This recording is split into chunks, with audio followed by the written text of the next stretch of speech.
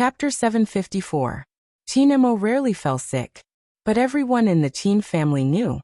It was a taboo for him to have a fever. Because once he had a fever, many things that were buried would come out. Madame Zhang still remembered. It had been a while since young master had a fever. At that time, young master's wrist had been injured. That expression was unforgettable. He had laid there as though he had been fished out of the water, his eyes empty. At that time, he had been wearing the Supreme Alliance's uniform. He was supposed to participate in the National League. No one knew what had happened, but young master had become like that. At that time, everyone in the courtyard had been alarmed. The crime squad had been apologizing to Madame, saying that they hadn't expected such an outcome. But they were sure that young master had become like that, because he wanted to jump down to save someone. That illness had lasted for 3 days. When young master woke up again, Supreme Alliance had been defeated. Even young master himself had changed. Young master, who didn't like to smile, had become even more lifeless. He had even forgotten some things. Sometimes, Madame would talk about how arrogant he had been when he was young. Young master would always put down his chopsticks, his voice calm as he asked, "Really?" At first, no one had thought much of it. But later, they realized that young master had really forgotten many things. Fortunately, it was just a matter of age. Madame Zhang didn't think much of it. But the doctor had said that such a person would easily lose his emotions. He had even instructed them not to let young master be like that again. Actually, everyone knew. Whenever it rained, young master's mood would be affected. But the effect wasn't huge, because the young master would never let anyone see the changes in his emotions. How did he get drenched this time? Madame Zhang watched from the side, her heart anxious. Madame wasn't home. In this house, other than young master, there were only the adjutants and servants. It had always been like that. That was why young master had been distant from others since he was young. He has been put on in 4 drip. Let's see when the fever will subside. It shouldn't be a problem. I'm just afraid that young master won't be able to sleep well tonight. Ever since Chinemo laid down, his brows had been furrowed. His porcelain white face looked as though all the blood had been sucked out of it. His eyebrows were thick, and his nose bridge was high. At this moment, even his mixed facial features couldn't hide the discomfort he felt. Adjutant Zhang listened from the side. Whatever needed to be prepared, whatever needed to be notified, he did everything very well. Fortunately, it wouldn't affect the competition. There was no need to say so much when informing the club. Feng Yi's hand froze when he heard the news. In front of this big table, they were all doing business. He found an excuse and left the table with a smile. He also knew that he couldn't leave at the moment. He lowered his head and thought for a moment. Then he typed a WeChat message and sent it to a certain someone. Compared to him, Boss Qin would rather that person take care of him. Bo Jio was returning a call when she received the message. Lin Feng picked up the call quickly, sighing deeply. "Little Spade, you finally appeared. Where did you go? Why didn't you pick up the call?" "I had something to settle at the last minute, so I left for a while." "Why?" Bo Jio held her phone with one hand, the other pressing on the subway card. She was still in her uniform, her silver hair still wet. She stood there undeniably dazzling. A few high school students who had just finished watching a movie couldn't help glancing over. Their eyes filled with shock. So handsome. Even though the youngster had walked far away, the people beside her could still hear the 2 words. Lin Feng heard the sound too. "Where are you? It's so noisy." "Subway." Bo Jio glanced over, trying to find the direction. "Ah," Lin Feng exclaimed. "You went back by yourself. Captain waited for you at the main building for more than half an hour, and even got drenched in the rain. He seemed a little uncomfortable after that." Uncomfortable. The moment she heard this word, Bo Jio's thoughts of investigating something faded. She stopped in her tracks and asked Lin Feng, "Where are you uncomfortable?" Of course, his heart was uncomfortable. But this wasn't something Lin Feng would say, so he stuttered. "Since I'm not feeling well, why don't you give him a call?" Bo Jio didn't even bother to say goodbye as she hung up. Young Master Lin looked at his phone screen with a dumbfounded expression. Was there really such a fast speed? Bo Jio's fingers swiped. Just as she was about to press the number, She saw the WeChat message from Feng Yi. The content was simple. Almighty Qin is having a high fever, and there's no one around to take care of him. I can't leave. Bojio didn't say anything, stuffing her phone into her pocket. She didn't care if it was raining or not, just running out of the subway. Like the wind that no one could stop. The people standing in the rain watched as the young man held onto the railing with one hand, flipped over and landed in a handsome manner. It was as if he was filming an action movie. The hem of his clothes dripping with raindrops due to the fierce fling. Those who didn't know better would have assumed it was the police solving the case, since their movements were too fast and professional. How should she put it? The wall-jumping student was already beautiful when she flipped over walls, much less a road railing. It wasn't just the passers-by, even the taxi driver thought she was carrying out an order, driving quickly and enthusiastically. The military compound wasn't far from Bojio's place. Especially in a place like Jiang City, if there was a traffic jam, the driving time would be even more uncertain. After about an hour, the taxi had just reached the military compound. It was already 10 p.m. If the weather was cold, there wouldn't be many people on the roads, even in Jiang City. The night sky was getting darker and darker. At the same time, in a remote county near a third-tier city near Jiang City, a bright red Ferrari stopped in front of a county hospital. It was still raining outside. The roads here weren't as smooth as in Jiang City. When she alighted, Wu Zhen's first reaction was to frown. Are you sure it's this place? He Honghua, that village girl, came from here. Of course it's correct. Su Mei alighted, holding an umbrella. She rubbed the mud beneath her feet in disgust. Due to her profession, Wu Zhen had been to such places before, but she hadn't been very willing. But as for catching people, she still liked it very much. That was why she hated the youngster so much. From Wu Zhen's point of view, if it hadn't been for that gay, she wouldn't have been kicked out of the crime squad and wouldn't have been unable to stay in the police force. Fortunately, her father was helping her. Even if she couldn't stay in Jiang City, she could stay in a nearby city. Let's go in. Wu Zhen held the umbrella and glanced up. Let me see what secrets that trash from the Fu family has. Su Mei didn't say it because she had only heard some rumors and needed to find evidence. Once she said it, it would be enough to shock the surroundings. If she didn't get rid of the little country bumpkin and He Honghua, she wouldn't be able to vent her hatred. Even though there were staff on duty at this hour, it was a county. However, this was a county town after all. If there was an emergency, it would be sent to the city, not here. Hence, there weren't many people in the hospital. The sound of high heels echoed in the corridor. The staff on duty stood up. Wu Zhen pushed the documents that hadn't been seized forward. Police investigation, please cooperate. The staff on duty was shocked when he saw that they were from Jiang City. They were a small hospital and didn't even have a doctor-patient relationship. How did they get the higher-ups to investigate? They didn't dare to make the decision. She hurriedly called the hospital director. Both of them waited for a while. In the meantime, Su Mei was still thinking that Miss Wu had used a good move. With such a government document in hand, everything would be solved. The hospital director came quickly. His face was pale, probably because something had happened. When he heard that Wu Zhen was only here to check some information, his heart calmed down. After all, no hospital director would look forward to a visit from the police. But it's not easy to find a file from 17 years ago. The hospital director was telling the truth. It's too far, it's not easy to find. Wu Zhen used to be a police officer, so of course she knew. Every hospital keeps the child's birth certificate. Since the victim gave birth in your hospital, it must be in the file. Yes, but to check for an entire year. Newborns were born every day, especially in that era. There were many of them, so how could they check? Wu Zhen heard that, and turned to ask Su Mei. Do you know when Fujio's birthday is? I forgot that too. Su Mei didn't care about that little country bumpkin at all.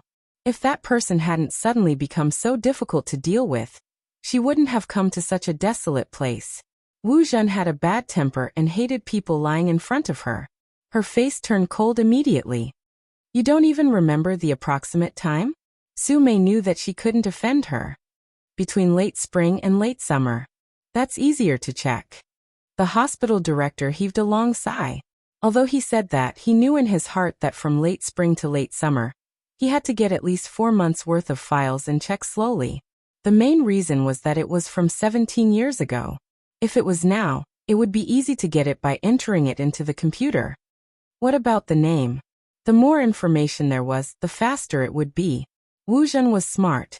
She felt that since He Honghua was a stranger here, she might have changed the gay's name.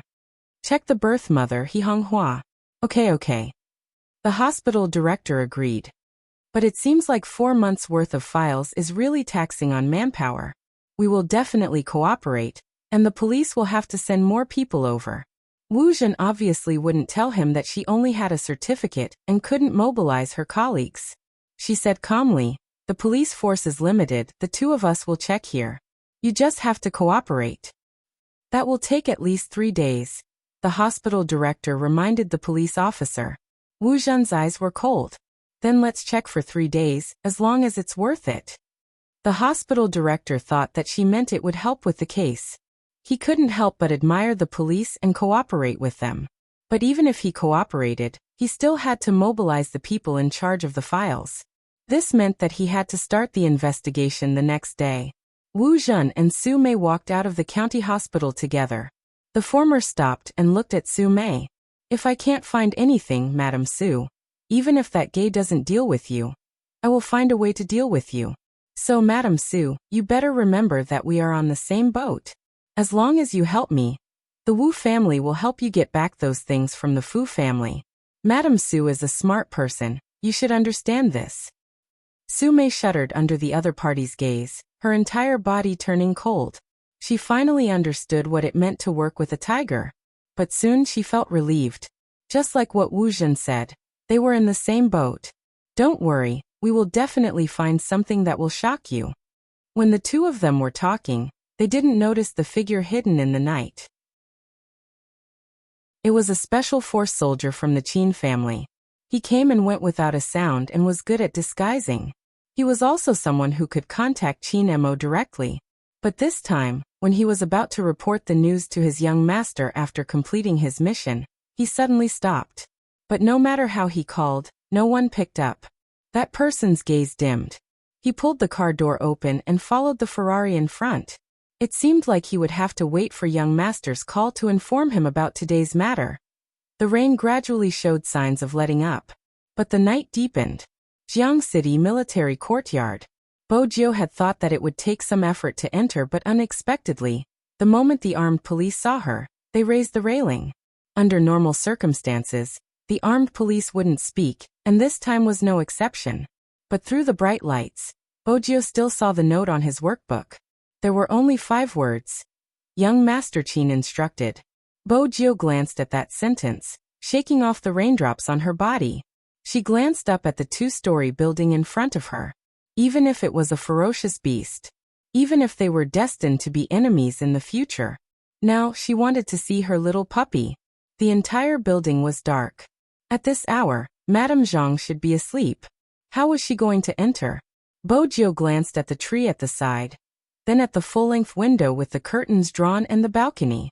She arched a brow, running up the tree and kicking hard with her long legs. Her left hand grabbed onto the railing on the 2nd floor, and with a swing, she threw herself onto the balcony. This series of actions looked especially handsome from the youngster. Of course, such skills weren't available to just anyone. She landed lightly, her left hand supporting herself on the balcony, one knee pressed down, wanting to maintain that position as she walked forward. But it was obvious that as a cat that could eat, bark, and watch over the house, Princess wouldn't allow anyone to pass by his nest. Chapter 755. If she had to describe it, judging from the princess's current state, she was probably saying, "How dare you disturb my sleep, you unruly commoner?" But when he smelled the person in front of him, the originally loud shout turned into a purr. Meow. Why was this weird-smelling fellow here? Bo Jiu stilled when she saw him. She pulled Princess into her arms and placed her index finger on her lips, gesturing for him to be quiet. Princess really didn't like people who tried to establish a relationship with him. He turned his face away arrogantly and started to walk like a cat. Bojo knew she had to coax him. She bent one of her knees and lowered her voice. It's not convenient this time. I'll feed you fish next time. Why do you like such fishy food so much? Princess's eyes lit up when he heard the word fish. He stopped purring and started to use his claws to scratch Bojo's leg. He was obviously saying, I agree to your bribe, but you have to be honest. What are you trying to do by entering my master's room in the middle of the night? Are you trying to peek at my master's beauty? Tell me. Bojo reached out and pushed him away. She was still looking for tools to break the window. Princess didn't listen and continued to scratch. Bojo carried the cat up. She wanted to threaten him with force since the soft approach didn't work. Just then she heard a swoosh.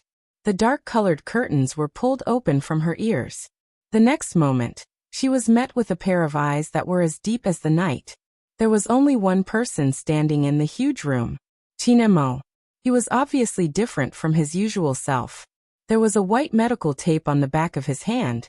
His skin was almost transparent and his aura was like a respectable sickly prince. He just stared at Bojo. Chinemo had always been vigilant. Even when he was sick, he wouldn't let his guard down. Hence, the moment a certain someone landed on the ground, he had sensed the commotion outside. But the condition of his body prevented him from getting up immediately. The dream that kept appearing in his mind made it hard for him to tell where he was at that moment. He thought he would hear Princess's call. After all, he was a police cat. Once the princess called, the special forces outside would also come in. From a certain perspective, Chinemo wasn't worried that someone would really barge into the Chin house. But after listening for a while, there was nothing else other than the princess's gurgling. When he got up and came nearer, he heard someone bribing a cat with a fish. After all, he had not trained the princess well enough. However, he had to admit it. When they heard that familiar voice, the corners of their lips would subconsciously curl up. Chinemo didn't speak. Perhaps it was because he was sick. Even his eyes were a little indifferent. There was nothing more embarrassing than climbing over someone else's wall and being discovered by the other party. Bojo hugged Princess and paused for a moment. She was still thinking of an excuse to explain her actions. On the other side, Chinemo had already started speaking. Is this the special way you wall-jumping scholars visit other people's houses? You don't walk through the main door, but choose to go online to show off your expertise? Bojo knew that the title of wall-jumping scholar would never escape her. However, when she looked at her pet, he didn't look too good. Also, the tape on his hand was really an eyesore. Chinemo felt that sometimes, a certain someone looked smart, but in reality, she was a little dumb. For example, right now, she didn't know how to go with the flow. Chapter 756. Of course she had to go in. Otherwise, why would she climb over the wall? Bojo replied, We're going in. She nodded with Princess in tow. The princess stepped forward with her claws. She had an expression that said, Master, let me explain, I'm threatened. Chinemo didn't look at him, reaching out to open the locked window. He turned and walked towards the bed. It was obvious that his body hadn't recovered yet. Bojo jumped in effortlessly. But now that she thought about it, she hadn't thought it through.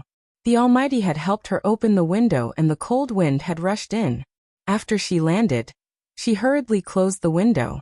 The youngster looked as though she was afraid Chinemo would be blown away by the wind. Everything entered Chinmo's eyes. Even his chest was filled with a feeling that he had never felt before. Warmth, sweetness, and something else. The moment Bojo entered the room, she let Princess play by himself. After all, she was targeting Princess's master. She still remembered that when she had been young, her puppy had been especially weak when he was sick. This was completely different from her. After all, she had been the tyrant of the West Street, invincible among the children.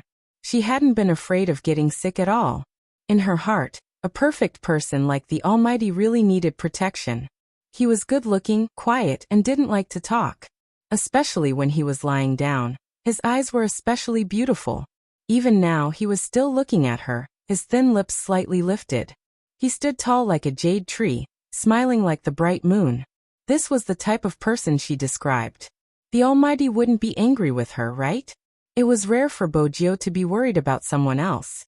This was probably the feeling she had ever since she found out that he was her pet. If there was anything she was worried about, it would be that her pet would ignore her for no reason. For example, when she had gone to play ball with someone else. When she had come back to play with him, he had ignored her, and even said that only barbarians would play ball. At that time, she had asked him how she wasn't barbarian and that the sport suited her. Her puppy had pinched her face. "Little Bojio, you're hopeless." He had also warned her not to look for him if she wanted to play with someone else. No one else was as good looking as her puppy, so she wouldn't choose anyone else. It was just that the sound of her typing on the little keyboard was especially loud, and she was afraid that it would affect him. However, upon closer inspection, he didn't seem to be affected by her at all. He also bought her a small sofa with a back. After reading for a while, he would ask her if she was hungry. Never let her lose food at hand. In terms of instructing the servants, the Almighty had a natural talent. He had shown this advantage when he was young. Everything was fine. Until that time, when he ate the food she made and lay on the bed, he wasn't as proud as usual. When his soft hair fell down, he turned into a doll again. However, there wasn't the slightest bit of anger. Only she knew how much she regretted it. It was the same now. When Lin Feng told herself that the Almighty had waited for her in the rain for more than half an hour.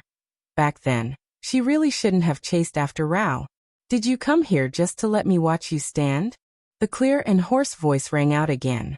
When Chinemo spoke, he could still feel his breath. When he exhaled, it was boiling hot.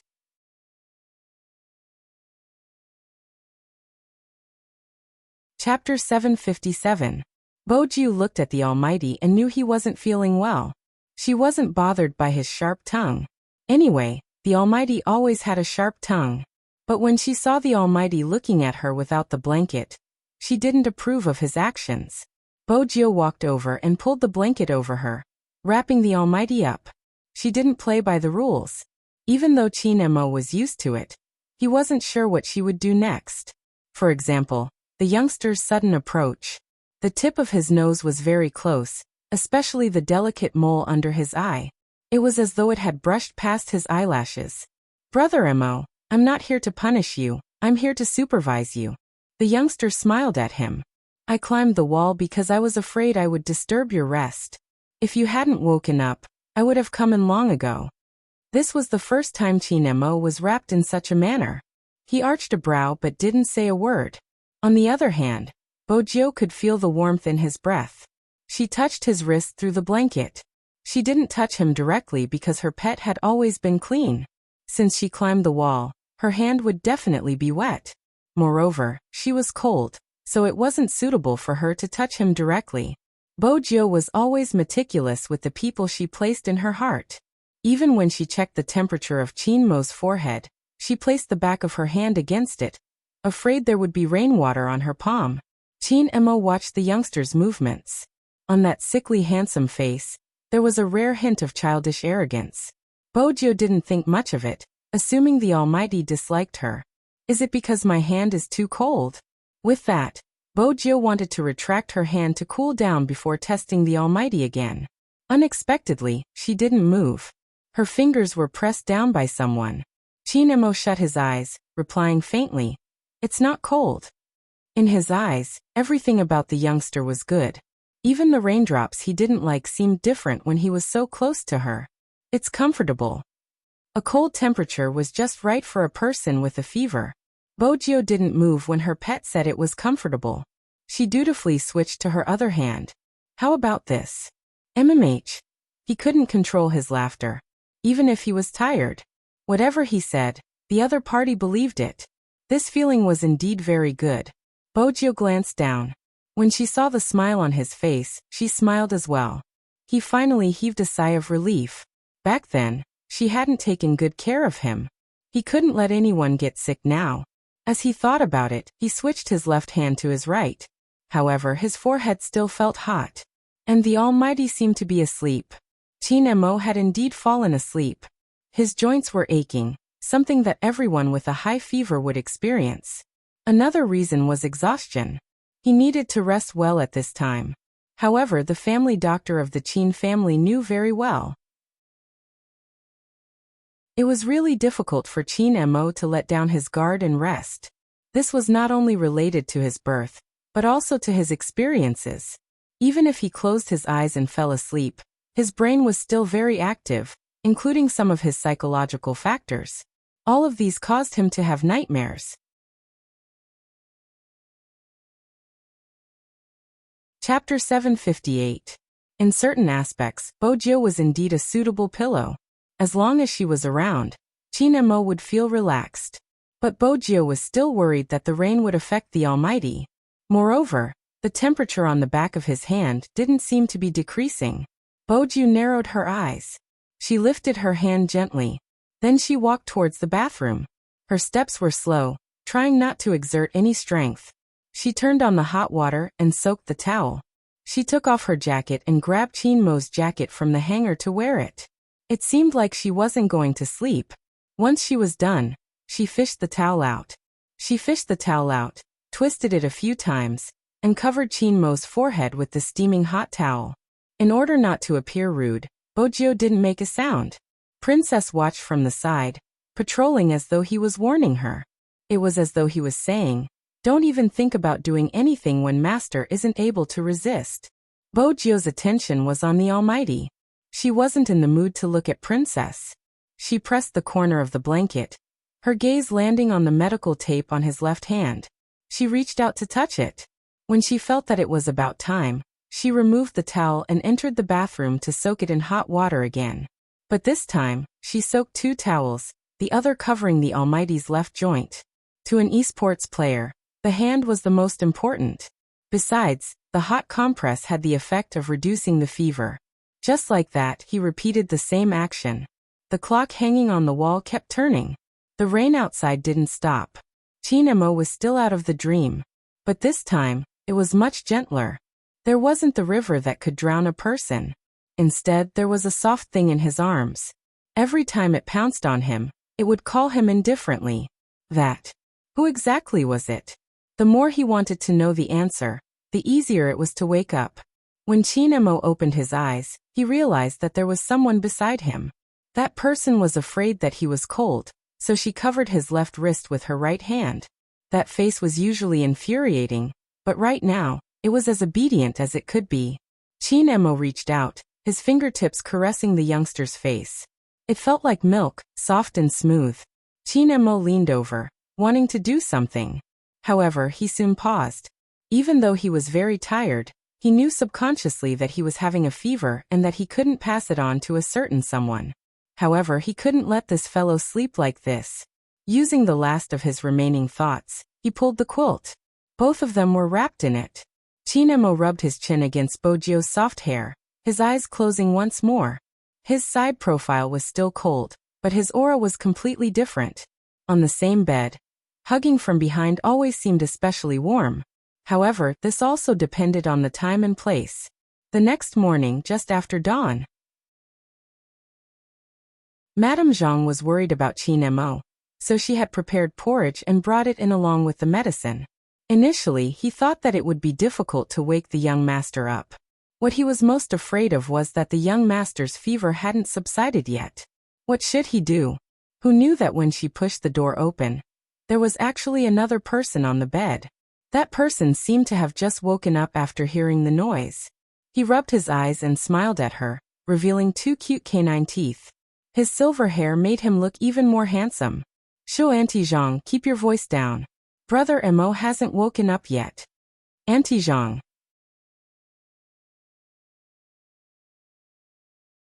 Chapter 759. It was rare for Madame Zhang to be in such a daze. She had been staying on the first floor near the door. She hadn't heard anything. Moreover, because of the young master's matter, she had been very attentive the whole night. How did young Master Jiu end up on her young master's bed? Bojiu could read Madame Zhang's gaze. But there wasn't much hope for Bojiu to admit that she was good at climbing walls. A handsome face broke into a smile. He landed lightly and took the bowl of porridge from Madame Zhang's hands calmly. "It smells so good. Let Brother Mo have some when he wakes up." Madame Zhang knew that her young master's temper wasn't something an ordinary person could handle. With young Master Jiu around, it would be better. But Madame Zhang wasn't assured. She said in a low voice, "I'll have to trouble young Master Jiu to take his temperature later. I'm not sure if his fever has subsided and young master didn't allow us to watch over him." Madame Zhang had a lot of instructions, but Bojiu didn't lose her patience. She stood at the side and listened attentively before replying. "His fever should have subsided. I've changed a few towels and when Brother Emma wakes up, I'll take his temperature again. I'll get him to drink more water and watch him eat a few mouthfuls of porridge." Madame Zhang heaved a sigh of relief. "Thank you, young Master Jiu." Madame Zhang knew that even though her young master seemed polite, it was because of his upbringing. But from a certain perspective, his temper wasn't good, especially when he had just woken up. Fortunately, young Master Jiu was around. In front of young Master Jiu, her young master would always reveal his most popular side. But when Madame Zhang left the room, she was still wondering how Bojiu had entered. Perhaps Auntie Zhang had been a righteous person all her life and didn't know how to climb over walls. Therefore, no matter how she thought about it, she felt that there was something wrong with the door. After all, in Auntie Zhang's heart, young Master Jiu had always been a well-mannered and pretty kid. How could he do such a thing? Bojiu's expression didn't change in the slightest in the face of Madame Zhang's trust. To a wall-climbing student, climbing a wall wasn't a big deal. After sending Madame Zhang off, Bojiu turned towards the only bed in the room. The person on the bed had not woken up yet. His black hair was scattered messily, revealing half of his well-defined face. His thick eyelashes drooped down, casting a dark shadow. His outstanding facial features seemed especially harmless at this time. Bojiu liked seeing the Almighty like this. Whether it was the Almighty when he was young or the Almighty when he grew up, he wanted to put down the porridge and admire it for a while longer. She didn't expect the moment she took action. That person said, "Why don't you tell Auntie Zhang how you got in, wall-climbing genius?" Perhaps it was because he had just woken up, but his voice sounded deeper than usual. "Bojiu." Qin Mo had been awake since a while ago. He opened his eyes and glanced at the youngster. Just like that, he sat up. As the quilt slid down, his muscular chest and waistline were revealed. Just looking at them made one want to touch them. Bojiu had wanted to avoid arousing suspicion. She couldn't always take advantage of the Almighty, even if he liked her. But it just so happened that she wanted to be a gentleman.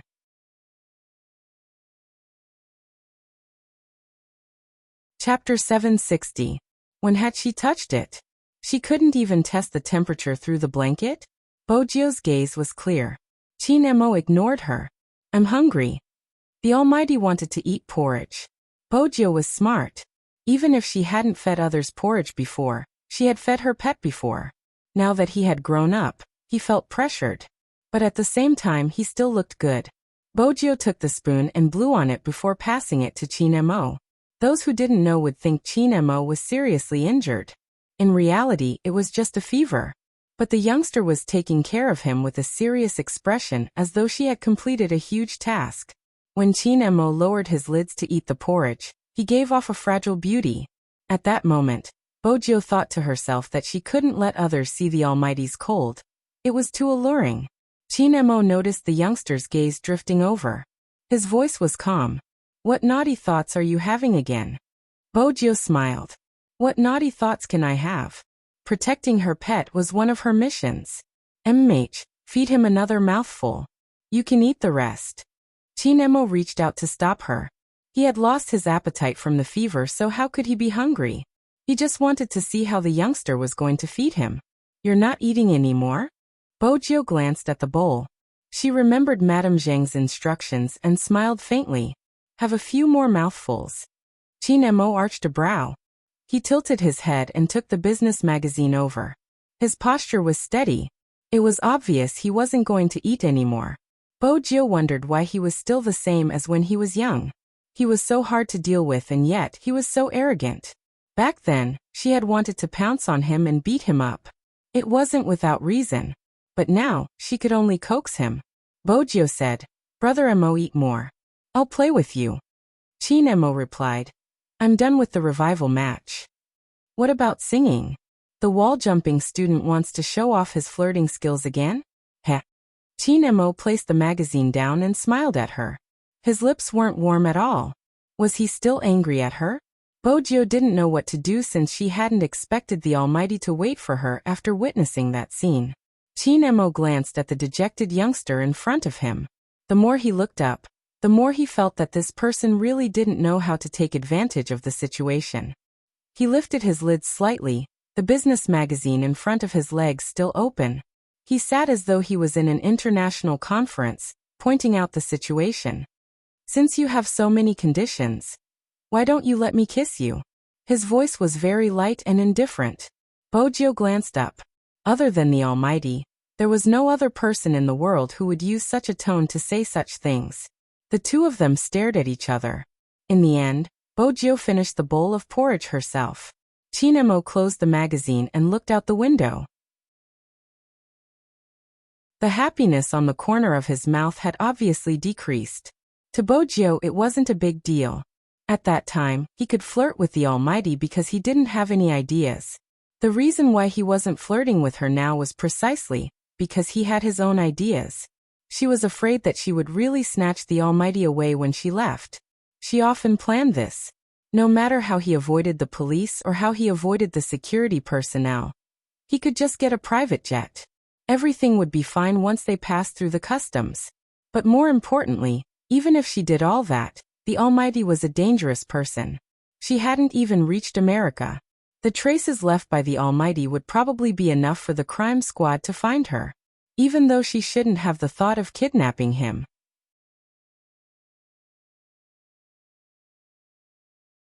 Chapter 761. Bojo sunk into her thoughts, her gaze sweeping over the thermometer at the side. After a moment, she brought it to the Almighty along with the cold medicine.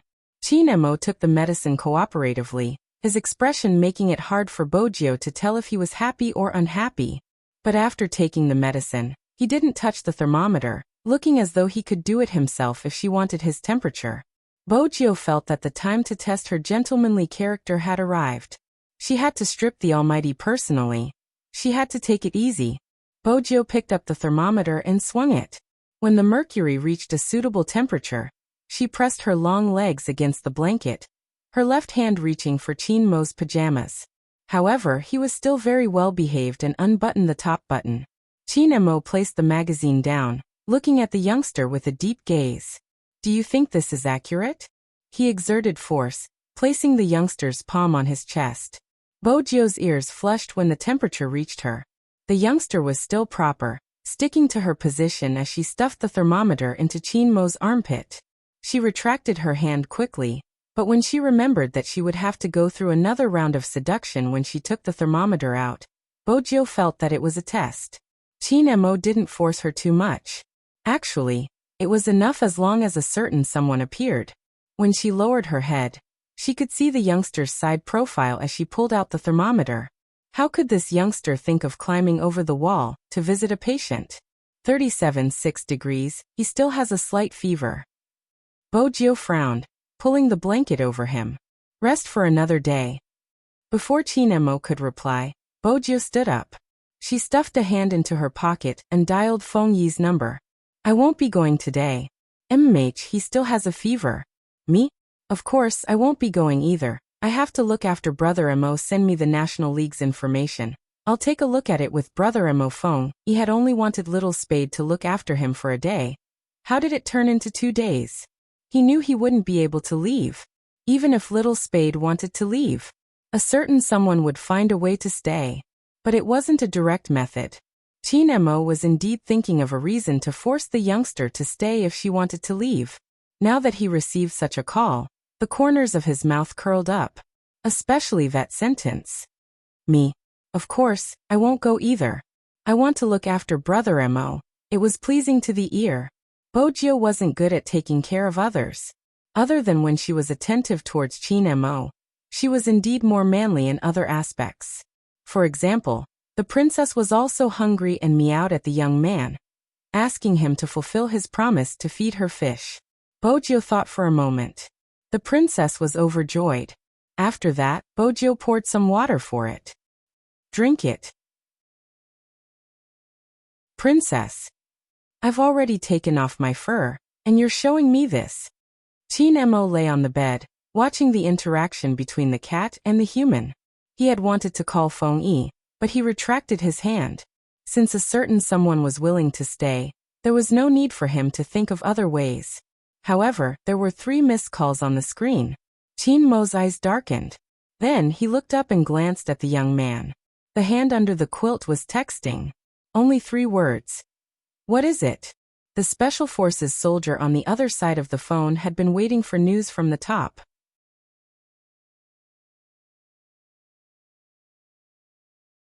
Chapter 762. Wu Zhen and Su Mei are investigating young Master Jiu's background. The moment he saw that sentence, Teen Mo's eyes were like the night that could devour everything, dark and cold. Address details. The moment the Special Forces soldier saw those words, he knew it wasn't convenient for his young master to call. In fact, the Special Forces soldier didn't address Qin Mo as young master, just because he was the only son of the Qin family. There was another reason. Not many knew. When it came to international cases, Qin Mo's codename was Young Master. His subordinates would always address him as Young Master when they sent messages. Back then, Qin Mo had been young, a high school student, but he had become an unpredictable detective. That wasn't all. Many international cases had been handled by Young Master. After so many years, even Director Huang hadn't known. Qin Mo's authority had always been above the crime squad. Of course, the Special Forces soldiers he led weren't simple either. After realizing the problem, the Special Forces soldier dialed Qin Mo's number. I'm at a county hospital in the southeast of Jiang City. Wu Zhen used her police badge and is investigating something. Even though I'm not sure of the specifics, she got someone to investigate young Master Jiu's birth data. Last night, they got the hospital director to look into it again. What should we do? Qin Mo's voice was low and deep. Young Master, it's not convenient over there. Listen to me. I'm at a county hospital in the southeast of Jiang City. While Qin Mo was on the phone, Bo Jiu glanced over at him.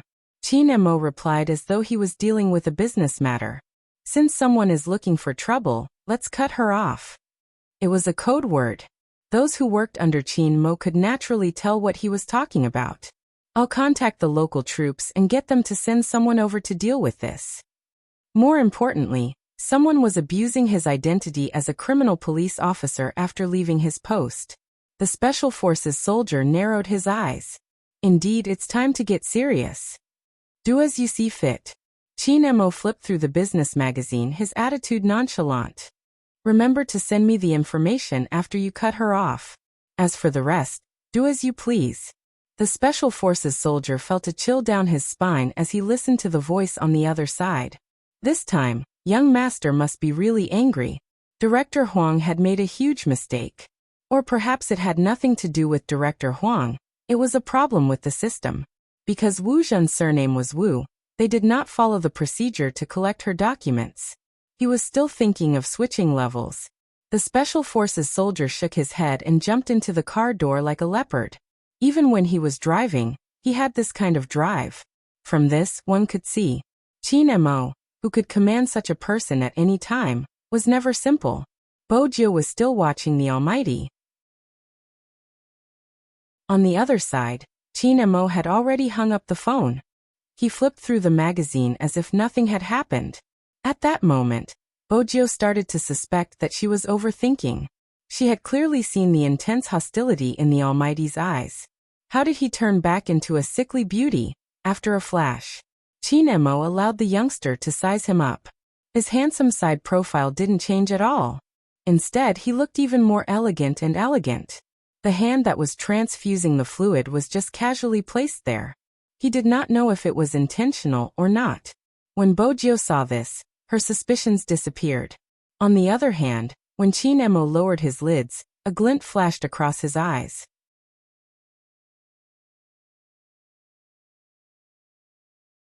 Chapter 763. Looking at it from his angle. The youngster was lowering her head and stirring something. After a while she asked, Brother Mo, I'll use your computer to receive the video Feng Yi is sending. MMH. Teen Mo closed the magazine.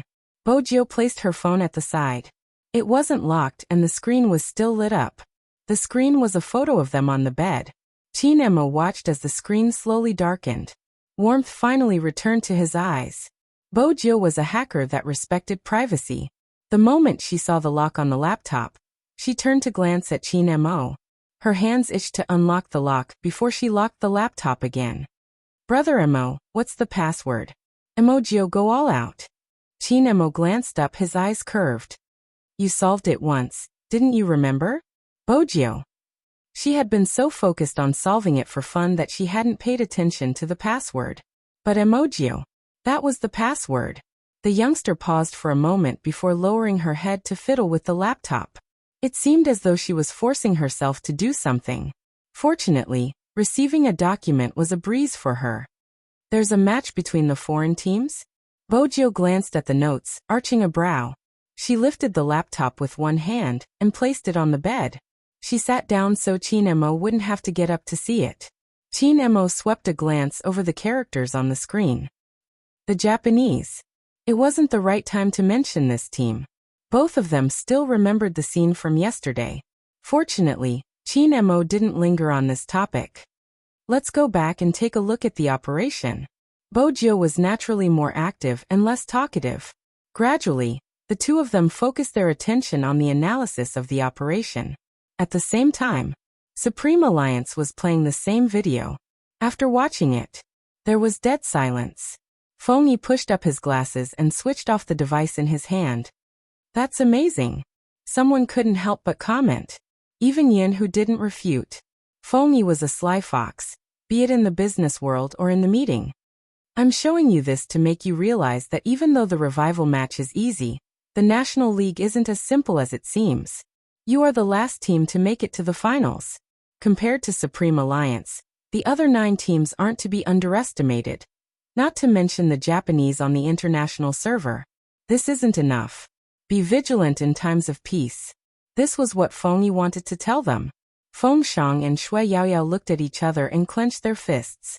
The stronger the opponent, the more he could stimulate his fighting strength. This was not a lie. After watching the video, the atmosphere in Supreme Alliance changed. Those who practiced hand speed, and those who studied tactics. Feng Yi walked out of the conference room with a faint smile. The club director who was following him was still very worried. CEO Feng, what rank do you think we can get this time? Feng Yi paused. I thought Director Zhang had always known Supreme Alliance's target. Hearing this, Minister Zhang was stunned and smiled bitterly. CEO Feng always seems to be so confident. You saw it just now. The opponent is too strong. So what? Feng Yi glanced over. Supreme Alliance has always been strong against strong opponents. The stronger you meet, the stronger you become. When Feng Shang and Shui Yaoyao walked out and heard those words, their chests felt hot. That's right.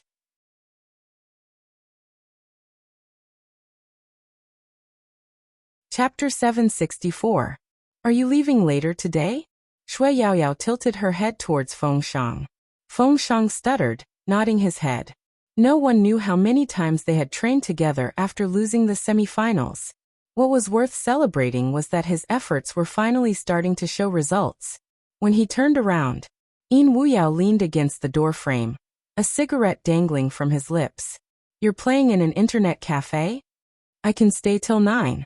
Shui Yaoyao reported the time. Feng Shang refused to back down. I can stay at Uncle's place. Cough. Yin Wuyao choked. You don't have to stay. Feng Shang was stubborn. Well, why? Yin Wuyao. Would I say I'm afraid of being misunderstood as gay? You're still young, you can all go home. Yin Wuyao flicked his cigarette. Just remember what you want to achieve. Time always passed very quickly during training. Yin Wuyao was a veteran, and he knew that while they were researching the other teams, they were also researching them.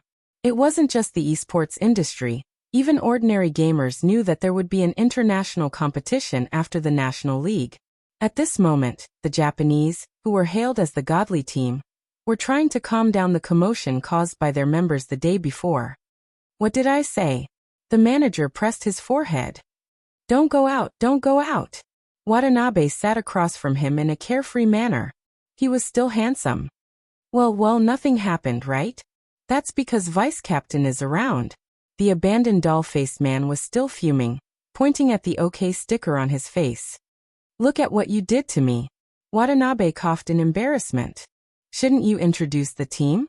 China's National League is just around the corner, isn't it? Hearing this, the manager suppressed his anger. His finger pressed the mouse beside him and clicked. Our old rival, Xiangnan. I believe you are familiar with them. This time, their fighting strength has improved. Before the manager could finish, Watanabe interrupted him. I've seen Xiangnan, let's take a look at Supreme Alliance. Supreme Alliance? Which team was that? The Japanese were confused. They glanced at the information and found the word Supreme Alliance at the end. This team? The person who was sitting on the balcony suddenly jumped down with a smile on his face. He looked very feminine and even his hair was long. However, he was obviously a man and yet he was so beautiful. Apart from Lin Feng didn't expect there to be another person. Furthermore, his demonic aura was a little more intense. Is there anything worthy of your attention? Or, Hoshino, did you bring them to watch the revival match because of Supreme Alliance? Don't disturb me. Hoshino pushed her away. Ayaya, is this how you treat me, the captain? That's right, the bewitching man was the captain of the Japanese team Yusishin. Hoshino tilted his head, changed his position, and continued to sleep. Yusishin didn't make a fuss. He propped up the side of his face. Seems like it's true. Let's take a look at Supreme Alliance and see what's so special about them that my vice captain has to come personally and cause trouble for two kids. The troublemaker, Watanabe, shrunk his neck. Their captain was beautiful, but she wasn't someone to be trifled with. The agent changed the video material, but Supreme Alliance had been silent for a long time. Therefore, the information on the battle was not very complete.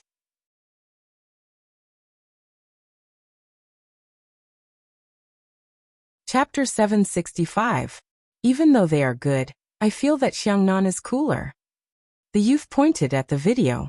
For example, this person's technique looks impressive, but Watanabe mentioned that he would be able to resolve it. The person the baby-faced man was referring to was none other than Chin-mo, an immature team. Yusishin arched his brow. He is quite handsome. Does their team choose their members based on looks like ours? He was asking Hoshino. Hoshino couldn't be bothered with him. The youth looked as though he had suffered a huge blow. Based on looks? Not based on ability? How is that possible? Don't worry, you aren't in the range of looks. Watanabe reached out and patted the youth's shoulder. You aren't that good looking after all. The youth. F***ck, he really wanted to kill his teammates recently. But Yusishin stood up. He looked like a king when he looked down from above in his uniform. We'll worry about them when they defeat Xiangnan. His captain was implying that Supreme Alliance couldn't defeat Xiangnan. Captain, do you think they are too weak? Yusishin laughed. How is that possible? The most handsome one is amazing. Ayaya, it would be great if we could poach him over. The youth. A newcomer like the youth probably didn't understand Yusishin's words. But Hoshino could understand it. Supreme Alliance. A portion of the members were too weak. During the revival match, they realized that they couldn't come out. During the National League, this would be the most fatal. The sunlight dimmed slowly. He was an esports professional player, especially as the vice-captain of a team. The only person who fell asleep while watching a professional battle was the youngster beside him. Chin-mo glanced over at the youngster whose head was on his shoulder. He removed the notebook and pressed his hand on the man's head. Her silver hair was soft and when it slid through his fingers, it was easy to like the feeling. Bojio woke up immediately. She rubbed her eyes with her fists. Do you want to drink water? Or do you want to eat? Or go to the toilet? I'm going to the toilet. Can you help me take off my pants? Chin-mo asked slowly. Bojio's sleepiness disappeared instantly. How could the Almighty be so bad? When they were young, he would hug her and shake his adorable little head, telling her that he wasn't going anywhere. Her canine pet had changed. So cunning, black-bellied, and venomous, but Chinemo didn't go anywhere. It felt good to touch the youth. The Almighty must have made a mistake. She should be the one caressing his head. Whose pet was he? Seeing that the other party was sick and that his illness was related to her, she decided to let him go. Bojio didn't say anything since it felt good to be touched. Chinemo smiled faintly. Bring me a book. Novels. Bojio found it a good way to pass the time. Chinemo glanced at the youngster. Poetry collection. After all, I'm not like a certain someone who can't understand. Overbearing CEO falls in love with me. My little surrogate wife, and sugar daddy, come and feed me. Can't this joke pass? She didn't read those books either. Bojio jumped up, looking suave even when she got off the bed. Chinemo watched as the youngster was sent away. He glanced over at the phone that had been vibrating.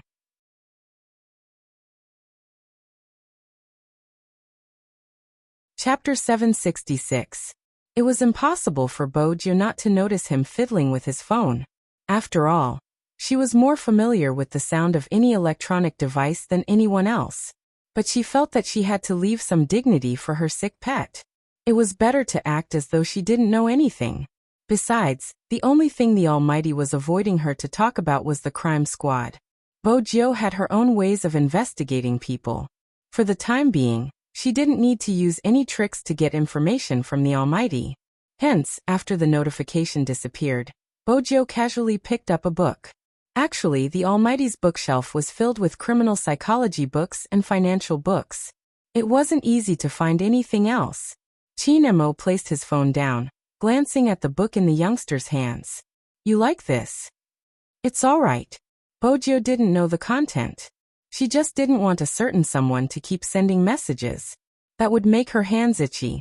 Chinemo chuckled. Pass me the book. Bojio was obedient at this moment. She sat down and handed the book over, wondering if she should take one out for a look, or play hero on her phone. Unexpectedly, she didn't manage to do either. Just then, she heard the flipping of pages. Then came the low voice beside her ears. Chinmo's natural low voice was especially alluring today, carrying a unique quality. I still like you, walking 8,000 miles with the wind, never asking when you will return. When these words rang out, Bojio glanced up instinctively. That was when she realized that the Almighty was reading the book in front of him. His voice was so pleasant to the ears. Bojio didn't interrupt, her eyes turning towards the flipped piece of paper. The low voice beside her ears was still there. I still like you, like an old city gate waiting for an old friend, standing alone. Her hands were indeed itchy. She watched as the person leaned against him, reading the poem. Bojio didn't know how many times she had told herself, kidnapping this person would definitely be troublesome. But she still wanted to kidnap him. Bojio lowered her head as she thought about her plan. She didn't notice the warmth in Chinmo's deep eyes when she lowered her head. When a certain someone stayed by his side obediently and read with him, she was indeed likable. This fellow was still the same as before, liking to stay by his side and listen to his stories. Wait a minute. Why did he say it was the same as before? Chinmo's thick brows furrowed, followed by an intense pain. The bone-piercing pain was simply unbearable. The book in his hand fell to the ground. The first thing Bojio did was press down on his head, panic written all over her eyes. Aunt Zhang, Aunt Zhang. Chinemo reached out and held onto the youngster's wrist, his forehead covered in sweat. I'm fine. Bojio was still worried. She had never felt that she was clumsy, but at this moment, she felt that she couldn't do anything right. Is the temperature rising again? He touched it with the back of his hand and found that there was indeed a little. Chinemo pressed down on her hand. His head wasn't hurting as much anymore, but there was one thing he was sure of. He needed to do a brain checkup. Chinemo knew that this headache had nothing to do with his flu. It was the same last time. It suddenly hurt. Perhaps not all of a sudden.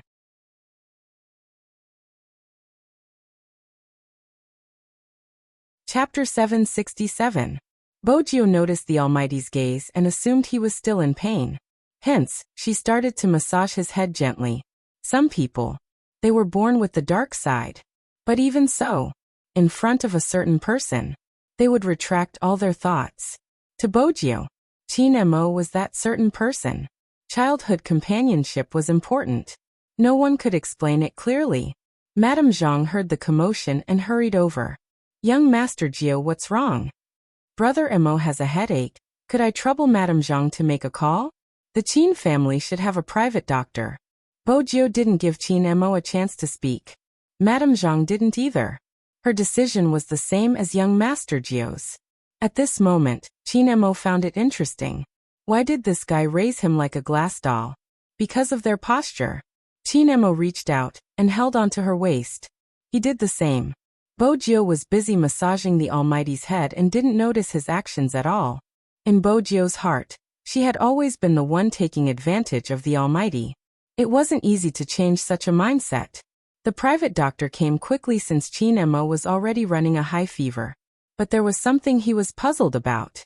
In the past, when young Master Qin had fainted from the fever, he hadn't said he wasn't feeling well. When it was extremely uncomfortable, he would just allow the doctor to insert needles and close his eyes to rest. Why did young Master Qin always say he wasn't feeling well? His fever was almost gone. When the private doctor heard the diagnosis, he suspected that there was something wrong with his medical skills. He glanced up, wanting to ask something. But just then he met young Master Qin's warning gaze. He glanced at the good-looking youngster beside him, who was looking at him anxiously. Then he turned to young Master Qin, who had recovered but insisted that he wasn't feeling well. The private doctor understood very well what this meant. He coughed softly. Bojio watched as he kept the stethoscope and smiled faintly. Doctor, how is Brother Mo? The fever is gone but young Master Qin is still very weak. When saying this, the private doctor's face didn't change, but he still felt guilty. I'm afraid that he will get worse tonight, and he needs someone to accompany him at all times. It's best to take his temperature every hour and give him a head massage when necessary. Bao Jiu listened attentively and memorized almost everything he needed to remember. All right. The private doctor glanced at the person lying on the bed again. After receiving the hint, he added, it's best if someone can keep watch at night. Usually, viral colds get worse at night. Is that so? Do we need to continue the drip for Brother Mo? Bojio arched a brow. The private doctor hurriedly said, there's no need for that. Now that young Master Qin was full of energy, what else would he need to inject within 4 drip? Do I need to take any medicine?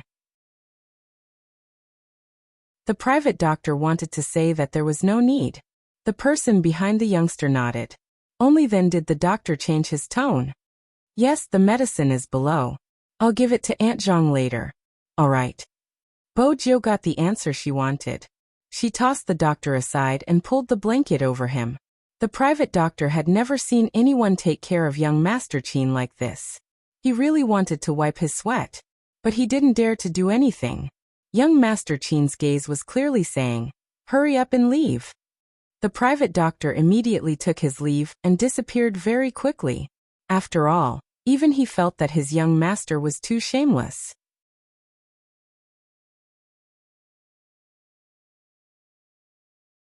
Chapter 768. Bojio used a never-before-seen patience to take care of Qin Mo honestly.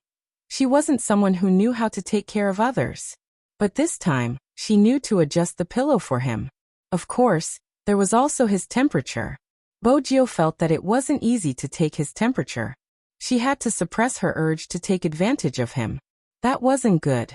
But on second thought, it was rare to see the Almighty so weak. He was a sickly beauty in white pajamas with black hair, and a poetry book in his hands. She would take advantage of him. Qin Mo lifted his lids, looking at a certain someone who had taken advantage of him, and was smiling. He couldn't help but laugh. What was wrong with her? What are you laughing at? Bojio tilted her head. Qin Mo arched a brow. I'm laughing. Of course, are you laughing because of my handsomeness? Bojio passed him another book. Sometimes, listening to the Almighty read was a form of enjoyment. Since he was a criminal psychologist, he would definitely know what tone to use to read the words.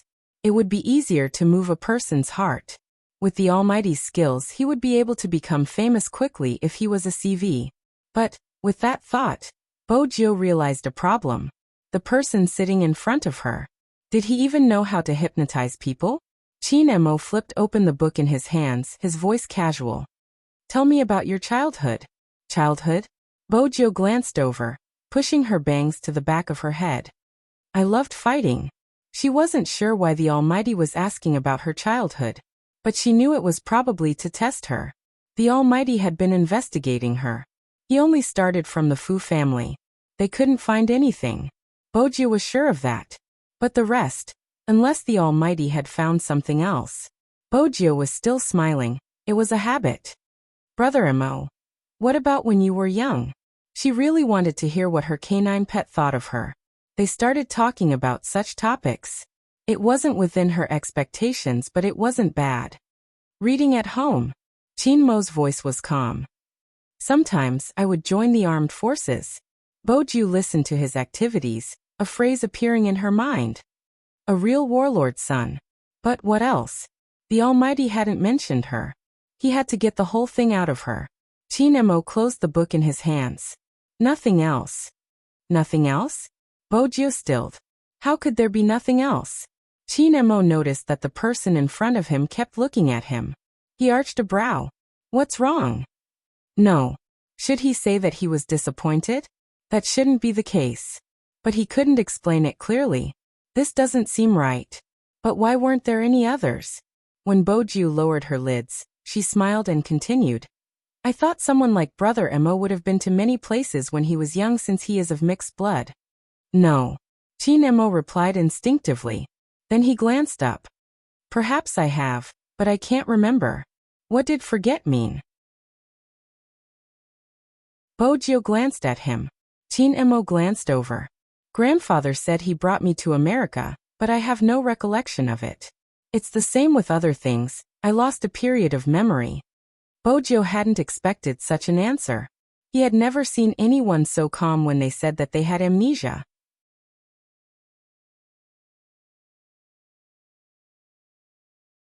Chapter 769.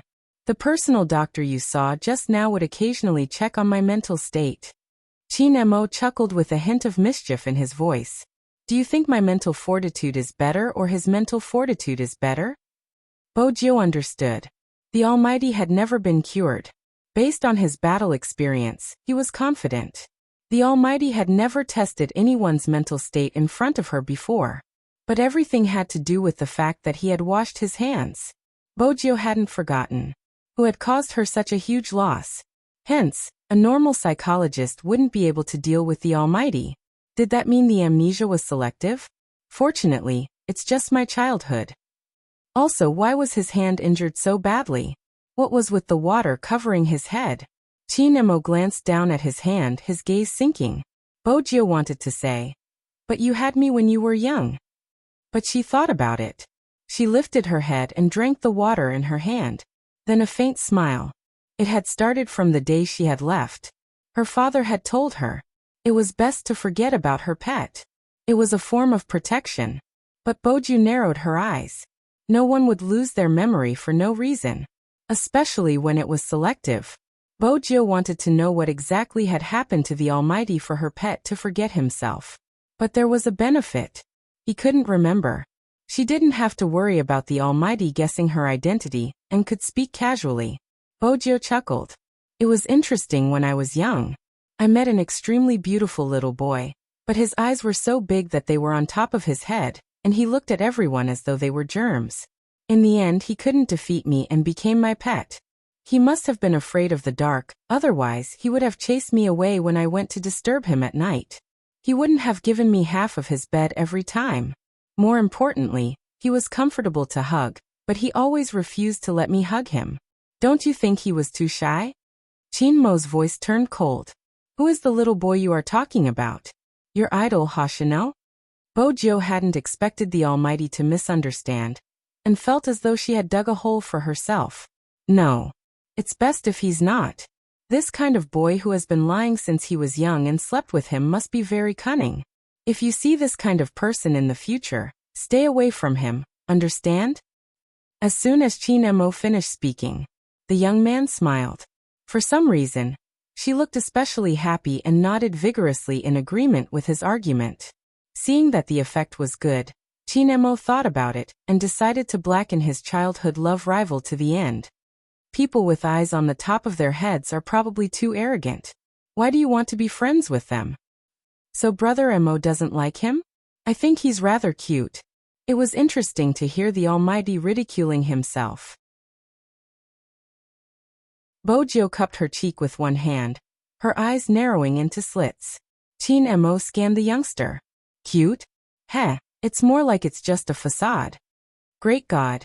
I hope you've recovered your memory and remember what you're saying now. Bojo couldn't take it anymore. She tilted her head and couldn't help but laugh. Only when he laughed.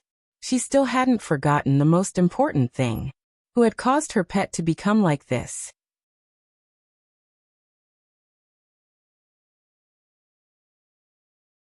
Chapter 770.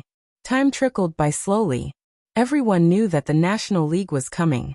As long as the contestants could pass the exams, it didn't matter if they missed out on classes. Hence that day, Bojo didn't go anywhere. She stayed at the Chin family's main house. No one knew, or rather, no one would deliberately think about where the young master of the Fu family was born. Even He Honghua had long thrown this matter to the back of her mind.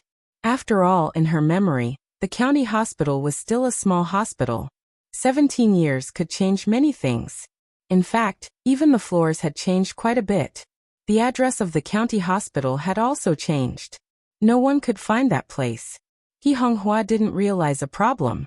Hospitals in towns and villages were usually run by the state. For hospitals run by the state, the files would follow the change of address. However, it was indeed a waste of time and manpower to search for it. It wasn't easy for Wu Zhen and Su Mei to find He Honghua's name from the 4 months of files. Wu Zhen was smart and knew that it was a waste of manpower.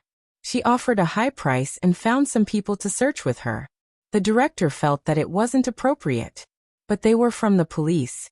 Besides, these weren't confidential documents. They were just born at a time and didn't say much. She let almost 10 people in. These people were quite happy. After all, such jobs were rare in the county.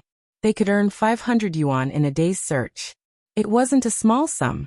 In the afternoon, the beautiful lady spoke again. The beautiful young lady spoke again. She said that it would be calculated by the piece. Whoever found it faster would get a raise in salary. This time, only the sound of paper flipping could be heard in the archives. Miss Wu is smart. Su Mei had always been clear of her position. Since she knew that Wu Zhen couldn't be provoked, she naturally went along with her. Wu Zhen glanced at her, flipping through the files in her hands. Let's see the results now. To Wu Zhen, some things could only be solved by spending money. Moreover, it could indeed increase efficiency. This had always been her strength. She knew what the system was like. And she knew it in her heart. This time, Su Mei had found her.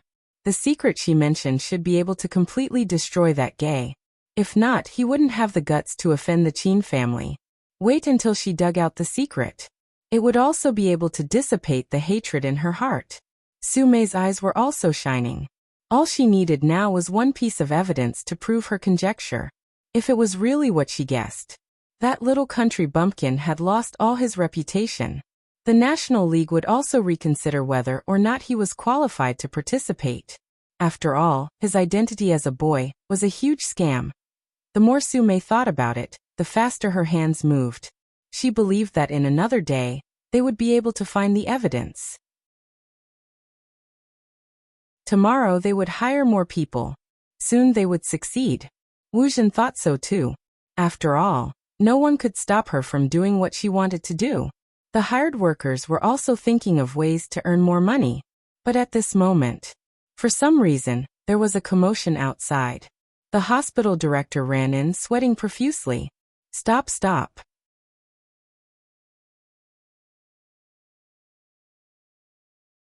Chapter 771. The hospital director didn't speak. The temporary workers, who were still in a daze, saw a few people in camouflage uniforms rushing in. Even though they didn't have guns in their hands, no one dared to move in such a situation. The hospital director hurriedly went forward. The leader was a military officer. He looked at the director.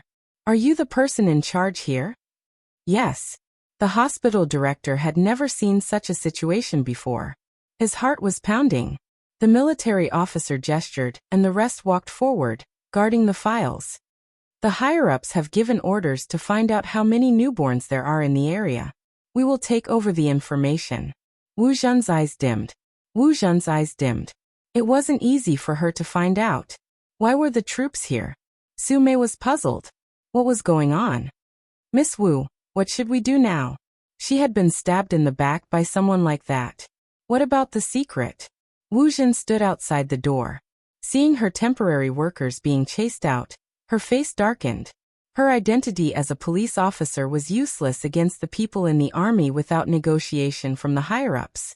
These soldiers did not look like hospital directors, nor did they look like some of her colleagues. They were like a hard rock when it came to executing missions. They weren't affected by force or persuasion. If they didn't receive orders, the mission wouldn't end. It seemed like she had to use her connections. Wu Zhen glanced at the darkening sky. I'll make a call.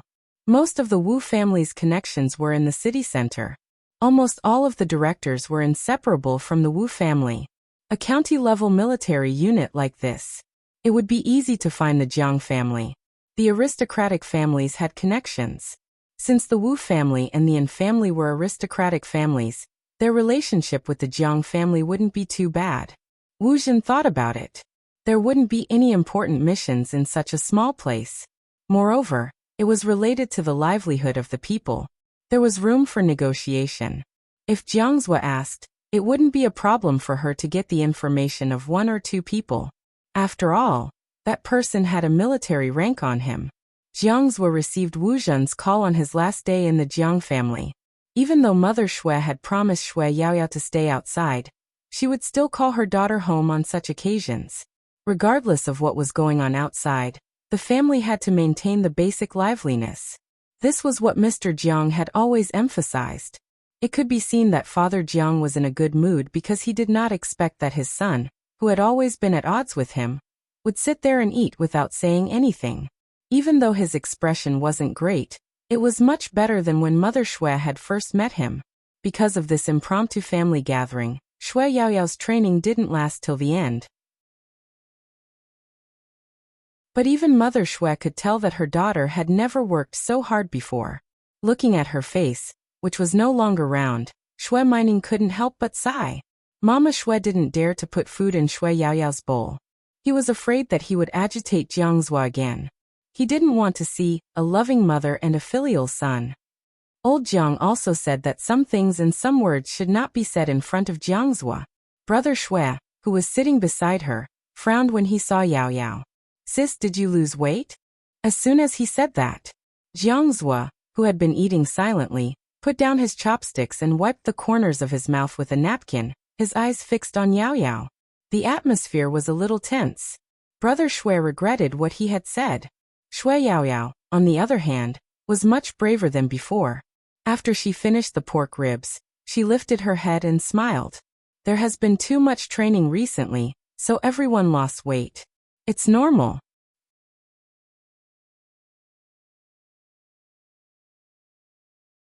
Chapter 772. Jiang Zhua looked at her, placing the tissue down. Brother Shui heaved a sigh of relief. He admired his brother, but at the same time, he felt pressured. Shui Yaorao had indeed lost weight. The clothes she used to wear were a little shaky. Even her battle uniform had been changed by Feng Yi. Every fat person who slimmed down would be a successful countervailing force. This sentence was indeed not wrong. Shui Yaoyao was originally very fair, but probably due to the exhaustion from training, she didn't wear her personal clothes. Instead, she wore a dashing uniform. To make it easier to play games, she changed her hairstyle. In the past, she used to let her hair down, the thick bangs making her look young. Now she tied her hair into a high ponytail, her pure black hair complementing her beautiful eyes. Even Father Jiang smiled. Yaoyao has changed a lot, not bad, not bad. Mother Shui was gratified. She didn't come from a good background, but she understood the changes her daughter had undergone since she entered Supreme Alliance. Hence, even though she hadn't seen the highness Jiu that her daughter had mentioned, deep down she was grateful. Jiang Zhua was also looking at Shui Yaoyao, but his eyes dimmed. Just as he was about to say something, Wu Zhen called. He frowned, then stood up, looking like he was going to answer the call. The Jiang father and son had always had a knot in their relationship. Father Jiang looked at Jiang Zhua, sighing softly. Shui Yaoyao had finished her meal. She couldn't stand being in the Jiang family anymore. Since the main character had left, it wouldn't be rude for her to leave. If it had been in the past, Shui Yaoyao would have been disappointed to see Jiang Zhua answer a girl's call. But now, most of her thoughts were on training. Shui Yaoyao thought it would probably be better in the future. She glanced at the time on her phone. If she went to the internet cafe at this hour, she should be able to play with the uncle. Since Feng Shang was staying in the internet cafe, she couldn't be left behind. But she hadn't expected Jiang Zhua to walk out to the courtyard to make a call. It was in the direction of the door. Shui Yaoyao wasn't someone who would eavesdrop. But he was smoking, his phone placed there, as though he had pressed the speaker button. He could clearly hear the person on the other end of the line saying, "Brother Mo has been deceived and isn't clear about young Master Fu's background. I'm currently investigating. Don't you want to know his secret?" According to his stepmother, that person didn't lie to Brother Mo just a little. Even if you don't want to know, your sister can at least get some face from you. There are people from the military here. You can call them and ask them to show me the information. I won't take it away. How about that? Young master of the Fu family? Brother Mo? Secret? Deceive. Shui Yaoyao froze when she heard these key words. The lie he mentioned, could it be Shui Yaoyao didn't know where the courage came from, but she walked towards Jiang Zhua. She snatched Jiang Zhua's phone and hung up. She realized what she had done. When she lifted her lids, she met Jiang Zhua's beautiful chin. The man still had a cigarette in his mouth. When he looked at her, there was a hint of coldness in his eyes. It was as if he was saying, "Are you crazy?"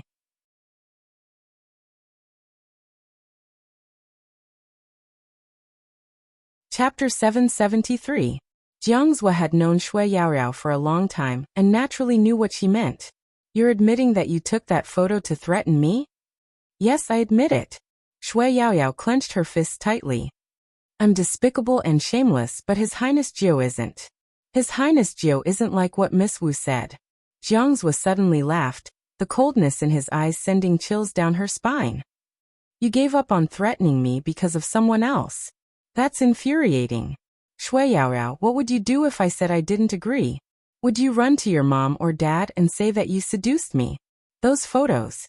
Shui Yaoyao's face was pale as though all the life had been sucked out of her. Jiang Zhua walked towards her, his voice low. "I don't care, it's just a half-naked upper body. You can copy it however you want." Shui Yaoyao shuddered. She was useless. She couldn't protect the person she wanted to protect. That person told herself. Even an ordinary girl had the right to dream. If the secret was exposed, what would it be like? It wouldn't just be coke splashed on her. She recalled the first time that person failed. The silver hair that covered her eyes. The moment she looked at the game page. The moment of confusion. The bleeding fingers. No one cared. They only cared about winning or losing the game. There would even be people who would come out to despise the youngster, even if he was already covered in injuries. Jiang Zhua looked at Shui Yaoyao's expression. His eyes were cold. "You care so much about that kid from the Fu family? Let me see how much you care about him. I can choose not to help Wu Zhen, but you have to accompany me until I'm satisfied." Shui Yaoyao froze, looking at Jiang Zhua in disbelief. She wasn't a child anymore. She understood what he meant by "come and accompany me until I'm satisfied." Jiang Zhua held a cigarette. "Why? You can't do it? Don't force yourself if you can't." Shui Yaoyao watched as he took the phone from her palm and blurted out, "I can." Jiang Zhua's fingers froze. Shui Yaoyao glanced up. "As long as you don't help Wu Zhen deal with His Highness Jiao and don't tell Almighty Qin about what happened today, I can." Hey. Jiang Zhua took a deep puff of his cigarette to suppress the unknown stuffiness in his heart. This is the rhythm of being an escort for the youngster he loves. Shui Yaoyao had always known how nasty Jiang Zhua's words were to people he hated. But this time, she did not dodge. "You're the one who made the request. I thought you would hate me. After all, you've always said that I'm dirty." I didn't expect you to make such a request. Jiang's smile turned colder. Shui Yaorao, do you think I won't take revenge on you for sleeping with me? I asked you to accompany me just to get back at you. I know. How could he not know? Otherwise, it would be too difficult to explain why he made such a request. Shui Yaoyao thought that since it was a deal, there must be a time limit. When will you finish your revenge? Jiang's extinguished the cigarette. Depends on my mood.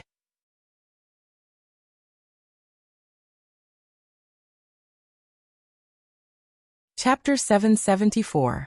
I'll use a year's time to make amends.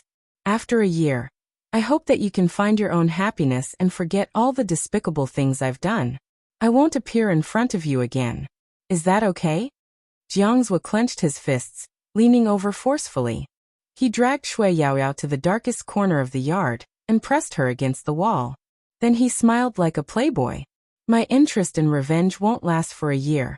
You overestimate yourself, heh? I know, but there are some things that we have to make clear in advance.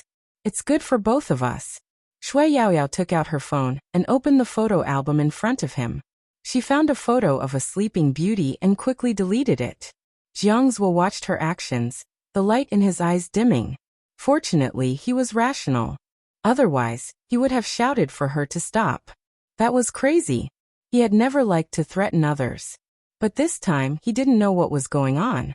She probably wanted to take revenge. Sometimes he really wanted to ask her, didn't she say that the photo was important to her, and that she just wanted to keep it to remind herself that she liked him? But now she deleted the photo for someone. Important? Actually, it wasn't important at all. Or had she found someone more important than him? For example, Spadesy. Jiang's thought she had a chance to get close to that kid. With Qin Mo around, that kid was like a prey that had already been marked. It was just a matter of time before anyone could escape from Qin Mo's hands. He had never thought of agreeing to Wu Zhen. He didn't like to abuse his privacy. Or was he the same as those people in her eyes? Jiang's lowered his head, looking at the empty photo album with an indescribable frustration.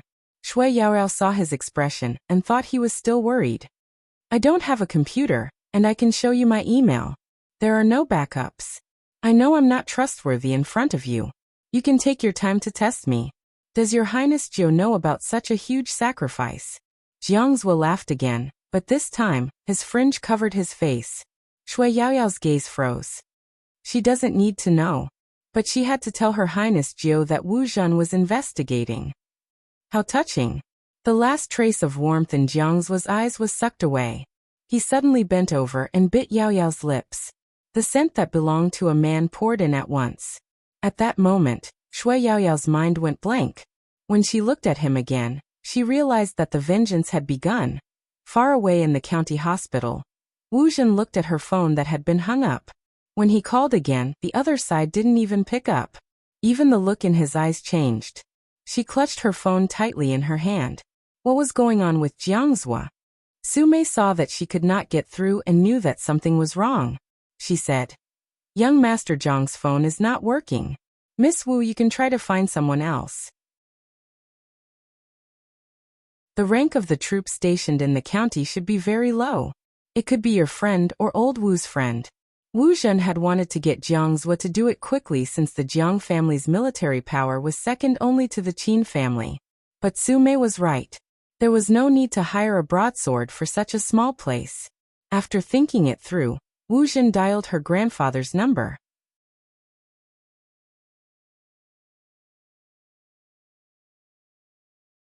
Chapter 775. He instructed Wu Zhen to pass the phone to the officer in charge. Wu Zhen could tell from his aura that there wouldn't be a problem. Unexpectedly, the officer answered the call, but said to the other party, This matter is not under your jurisdiction. You have no right to ask. The officer turned to Wu Zhen. Niece, your case is a little complicated. It should be the military investigating something. The other party isn't an ordinary soldier. You should come back. He was trying to persuade her. But Wu Zhen wasn't going to listen. She felt that his rank was too low. He was strong on the outside but weak on the inside. He couldn't even manage a small city. Wu Zhen tried to think of a solution.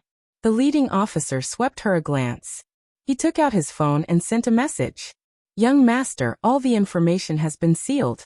I've asked the hospital director and Wu Zhen and Sume are looking for young master Jiu's birth file. Once we find it, I'll seal it and send it to you. However, Wu Zhen is currently looking for someone and a military commander just called. Should I reveal my identity to ensure the operation continues? When Qin Mo received the message, a certain someone was checking his temperature. Bo Jiu heard the phone ringing. When she unbuttoned his shirt, she arched a brow. Aren't you going to look? I'll check your temperature first. Qin Mo replied calmly. The intelligent Bo Jiu quickly realized that it wasn't convenient for the Almighty to look at the message in her presence. Hence, she found an excuse to go downstairs since the Almighty would only be so guarded against her when he was investigating a case. At times she was rather understanding. Bo Jiu picked an apple and bit into it, intending to give the Almighty some space to investigate. But that wasn't the case.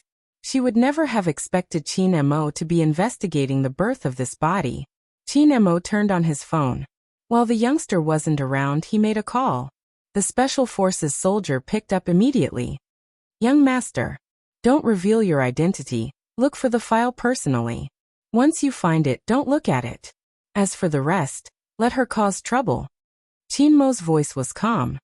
After she causes trouble, uproot her connections and the Wu family. If the Wu family wants to interfere with the military, they will be punished according to military law. Yes. The Special Forces soldier couldn't help but feel a chill down his spine. Young master's methods were still the same as before. It was really a sharp blade that could not see blood. Everyone knew that if he were to reveal his identity now, Wu Zhen wouldn't look for anyone else. I will also settle down. But he did not want to be exposed. With Miss Wu's temperament, she would probably break more and more rules. At that time, he would make his move. Indeed, even old Master Wu could not get her out of there. Of course, if she didn't make a fuss, everything might have turned around. Therefore, this was the cycle of karma. Wu Zhen never believed in karma, and only believed in power. In the face of money and power, who wouldn't give in? She threw money around, and someone would help her. Similarly, as long as she used her power, she would be able to make those soldiers who stood in her way return to the army. What she didn't expect was that when she asked the officer to answer the phone for the second time, the officer raised his eyebrows and said a few words to the other side of the phone before hanging up. Then he added, Miss Wu is suspected of bribery and obstructing our department from carrying out its mission. If there's any problem, we'll discuss it in court.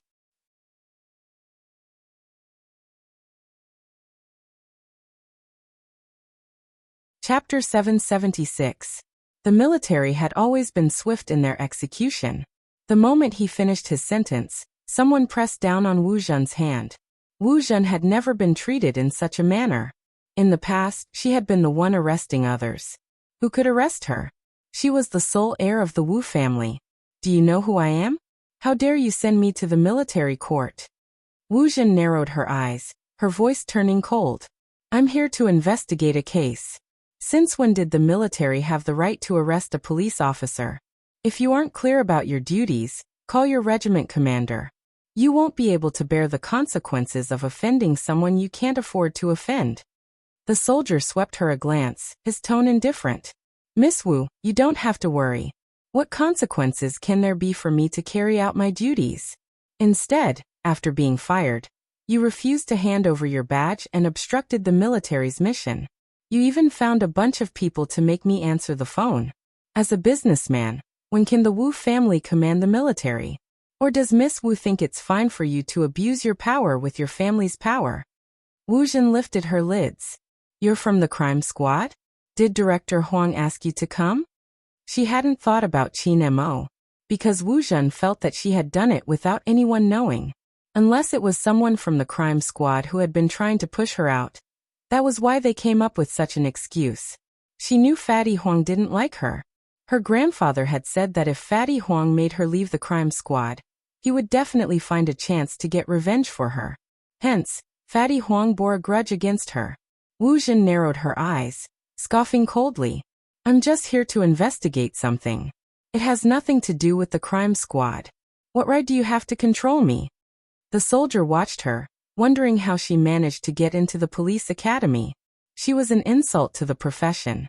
There's no need for the crime squad to control someone like you. Miss Wu, you've been pampered for too long. Have you forgotten that as an ordinary citizen, there's nothing you can and can't do? You've already been fired, yet you're still pretending to be a police officer. Miss Wu, do you think the Wu family will be able to bail you out? Don't worry, it won't happen again. Take her away. Wu Jin clenched her fists at the last word. She wasn't done with the crime squad. Wu Jin was brought to the military vehicle and Su Mei couldn't escape.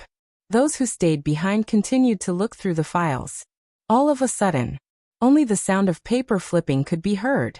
Piles and piles of files were carried in and carried away. There were very few people who knew about this. One of the characteristics of the military was secrecy. The director of the hospital was not stupid. Of course, he would not do such a thing. What's more, he had heard enough. The people who came to find him at the beginning were no longer from the police. From the looks of it, he was making things convenient for someone who shouldn't be making things convenient, so he didn't dare to say anything else. With a bunch of soldiers standing in front of him, his legs went soft. But what exactly were these people investigating? He couldn't figure it out no matter how he thought about it. The night deepened. Qin family main family. The armed policemen were still standing outside. From the inside of the house, he could even see the sentries standing guard. There are so many armed policemen stationed here. Why aren't they giving people a chance to kidnap them? Bojiu placed one hand in her pocket, tossing the apple core into the bin as she muttered to herself. Madame Zhang thought Bojiu was looking at something. She tilted her head and glanced over. Then she smiled.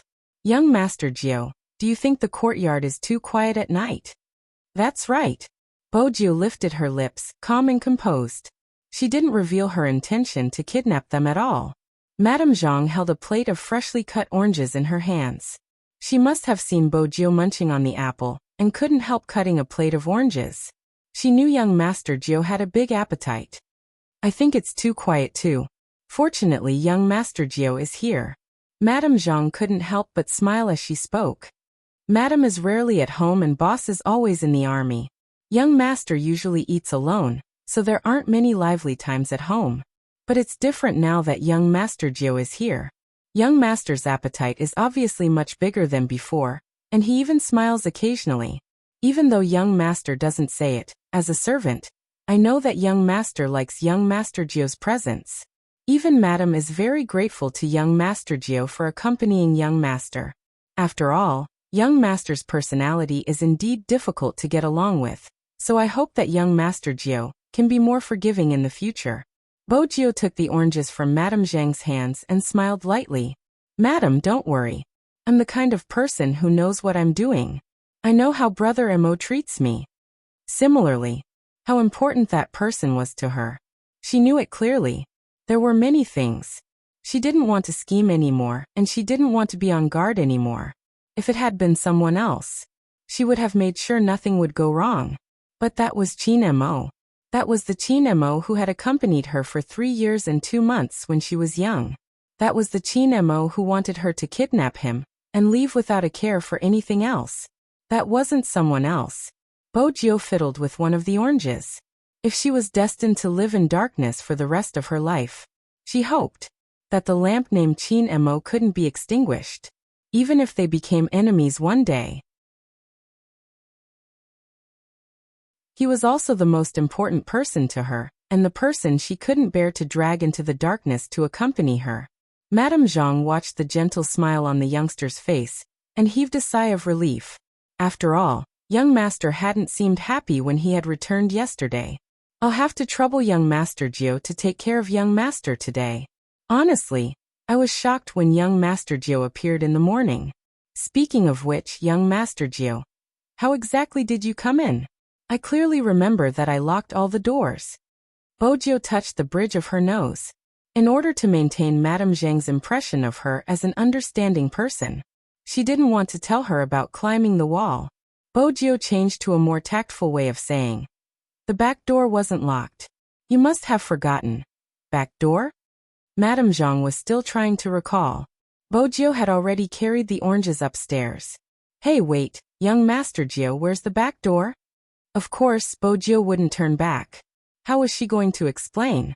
Besides, she had been plotting to kidnap the Almighty just a moment ago. If Madame Zhang found out about her thoughts, she would never dare to trouble her young master again. Bojiu didn't have free hands. She lifted her legs and bent her knees to push the door open. Qin Mo heard the commotion outside. He glanced up, replying leisurely, "What is it? The wall-jumping scholar can't take it anymore and is about to be exposed?" Bojiu thought to herself, "What's the big deal about being a wall-jumping scholar?" She placed the oranges down elegantly and reached for the 2 laptops. "I won't be exposed for now. As long as there aren't any cameras outside, I'll be safe." Qin Mo watched the youngster, his lips lifting. Bojiu felt that his expression wasn't right. She paused. "So there are cameras?" The Almighty's reply was to take the remote control and press the power button with a smile on his face. The internet-connected television was switched on. Bojiu couldn't possibly not recognize the figure on the screen. It was obviously herself. But the cameras were well hidden. She had intentionally avoided the cameras outside. She hadn't expected there to be another one. She didn't need to guess to know who it was. As compared to the school's wall, the height of my room isn't much to you. When the Almighty spoke, he never forgot to bring up some dirt on her. Bojiu was already used to it. She sat there with the Almighty and admired her dashing figure. She had wanted to confirm the position of the last camera. Qin Mo was watching too. Compared to Bojiu, he was more focused on the moment the youngster reached out her right hand to grab onto the wall. Her fair waist was exposed. "It's pretty." Bojiu assumed the Almighty was referring to her skills. She didn't think much about it. Since it was a dark history, she wanted to delete it. The Almighty was one step ahead of her and pressed save. His action was very casual. Bojiu couldn't understand why the Almighty would keep the video of her climbing the wall. It seemed like he was collecting her dark history. For instance, the next time he called her a scholar, the Almighty had allowed her to watch the video. However, Bojiu was still too naive. The reason why Qin Mo kept the video wasn't just to leave dark history behind. More importantly, there was a particular scene that made him feel. The moment his eyes sank, Qin Mo's throat moved slightly. In the end, it took a lot of patience. Only then did he suppress the rising thoughts, including the dashing movements. He just wanted to press the youngster onto the ground, pull up the irksome uniform, open the back of the t-shirt, and bite her fair waist and back. He wanted to see her trembling, struggling, unable to support herself, crying and begging for mercy. Qin Mo didn't forget that he was pretending to be a patient. He gulped down a mouthful of water and turned off the video. His handsome side profile didn't reveal any of his thoughts. Tomorrow was the first match of the National League. Bojiu grabbed both laptops, wanting to use this chance to perfect her adjustments. "Brother Mo, let's play?" "Pass the game?" Qin Mo arched a brow. Bojiu smiled. "PK." The Almighty had always been an opponent that people wanted to challenge, be it in the game or in real life. Qin Mo swept the excited youngster a glance. "I'm not playing." "Why?" Based on the way the Almighty had added her in the past, he didn't seem like someone who didn't want to win. Qin Mo watched her, his tone calm. "Because I won't PK with someone I like." Bojiu hadn't expected such an answer. She stilled. She moved the laptop away. Next, she carried Princess up and rubbed him into a ball. It wasn't easy to reply to the Almighty's words. Princess really wanted to bite him. F***ck, he wasn't a plush toy, he would have a temper if he rubbed him like that. Qin Mo watched her actions, his lips curved upwards. He placed the laptop aside. "Come over, take his temperature." "Didn't I just take it?" Bojiu finally let go of Princess. Giving a male cat a pigtail was an insult to its bloodline. Princess was furious. He walked a few steps forward valiantly. When he realized his reflection in the mirror wasn't bad, he stopped clawing at Bojiu. Qin Mo glanced at his stupid cat before returning his gaze to Bojiu's face. "It's fine if you don't take my temperature. Go get a towel, my body temperature seems to be rising." Bojio immediately reached out to touch Chinmo's forehead. It wasn't hot. But even if it wasn't hot, she had to take good care of him. Her pet had always been weak and sickly since young. She pulled open his collar and placed the thermometer inside. Bojio took a closer look and realized his face hadn't recovered. His lips were still pale. Almighty Chin had put in a lot of effort to make himself look weak. One of them was the art of expressing one's emotions. He looked at the person in front of him, so clean that he could almost see the layers of fur. Her posture was one that he was satisfied with. He couldn't help smiling. When Bojio saw the smile, she was reminded of Madame Zhang's words. She suddenly had the urge to confess everything. But Bojio knew better than anyone else. The issue between them had never been a matter of gender. One of them was in the light while the other was in the dark. He had his own rules. She had her own protection. Just looking at the Almighty, Bojio would always be reminded of the time when she wanted to buy him. Even though she knew she couldn't have him, she still wanted him. But Bojio understood. She couldn't touch someone like the Almighty so easily. Of course, she couldn't bear to touch him. She wouldn't let go of anyone who touched him. In reality, Bojio didn't just nibble on an apple when she went downstairs. More importantly, he was communicating with Lawyer Bai. As a lawyer, regardless of how young he was, he would always have his own way of hearing things from the past, including the Almighty's hand injury. Lawyer Bai was indeed reliable. In less than a minute he replied, "You have to pay more for the Chin family's matter." Sure. As long as she could find out what exactly happened. The international serial murder case. Lawyer Bai's message was short, but every word was useful. All the information has been sealed. If you want to find out more, you will have to hack into the crime squad system. Everything about Chin Mo isn't ordinary, especially his past. I advise you not to investigate him casually. It's hard to say how deep his waters are. Bojio chuckled. My waters are deep too. I'll send you the money when I get home and give you preferential terms. Lawyer Bai, are you going to dismiss me with just one sentence? Immersing. Lawyer Bai's tone didn't change. Special forces, that's all I know.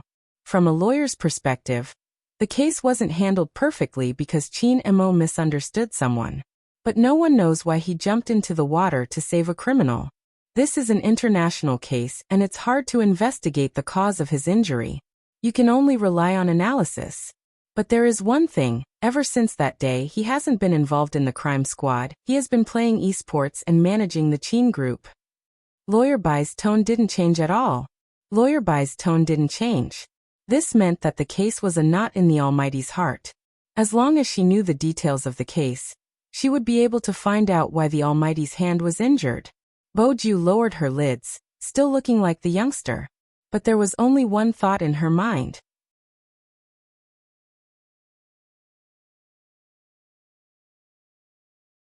Chapter 777. The Almighty's call interrupted Bojio's thoughts. But this time, it wasn't news from the special forces. Instead, it was from the crime squad. The words Little Huang flashed on the screen. Bojio glanced at the caller ID, her hand pausing as she wondered who it was. For the Almighty to give her such an adorable nickname. Unexpectedly, the Almighty picked up the call calmly. What's up? The person on the other end of the line replied calmly, something big. Even though it was just 2 words, Bojio could tell who it was. It was obviously Director Huang from the crime squad. Director Huang was equivalent to Little Huang. The Almighty's nickname was unparalleled. But there was one thing. The Almighty didn't seem to mind speaking in front of her. Bojio could vaguely hear the other end of the line. About that woman, we already have an answer. Just like what you said, it's not that simple. There's a dating app that can locate nearby cars. Some drivers will post messages on it. If the girls are willing, they can provide their phone number to the driver, and the driver nearby will call the girl and send her home. But this kind of driver's car is usually registered with the software company, so there shouldn't be any problems. But the girl also confessed that it was because of that time that she contracted AIDS. And, once again, Bojio was certain that Almighty Chin had no intention of avoiding her.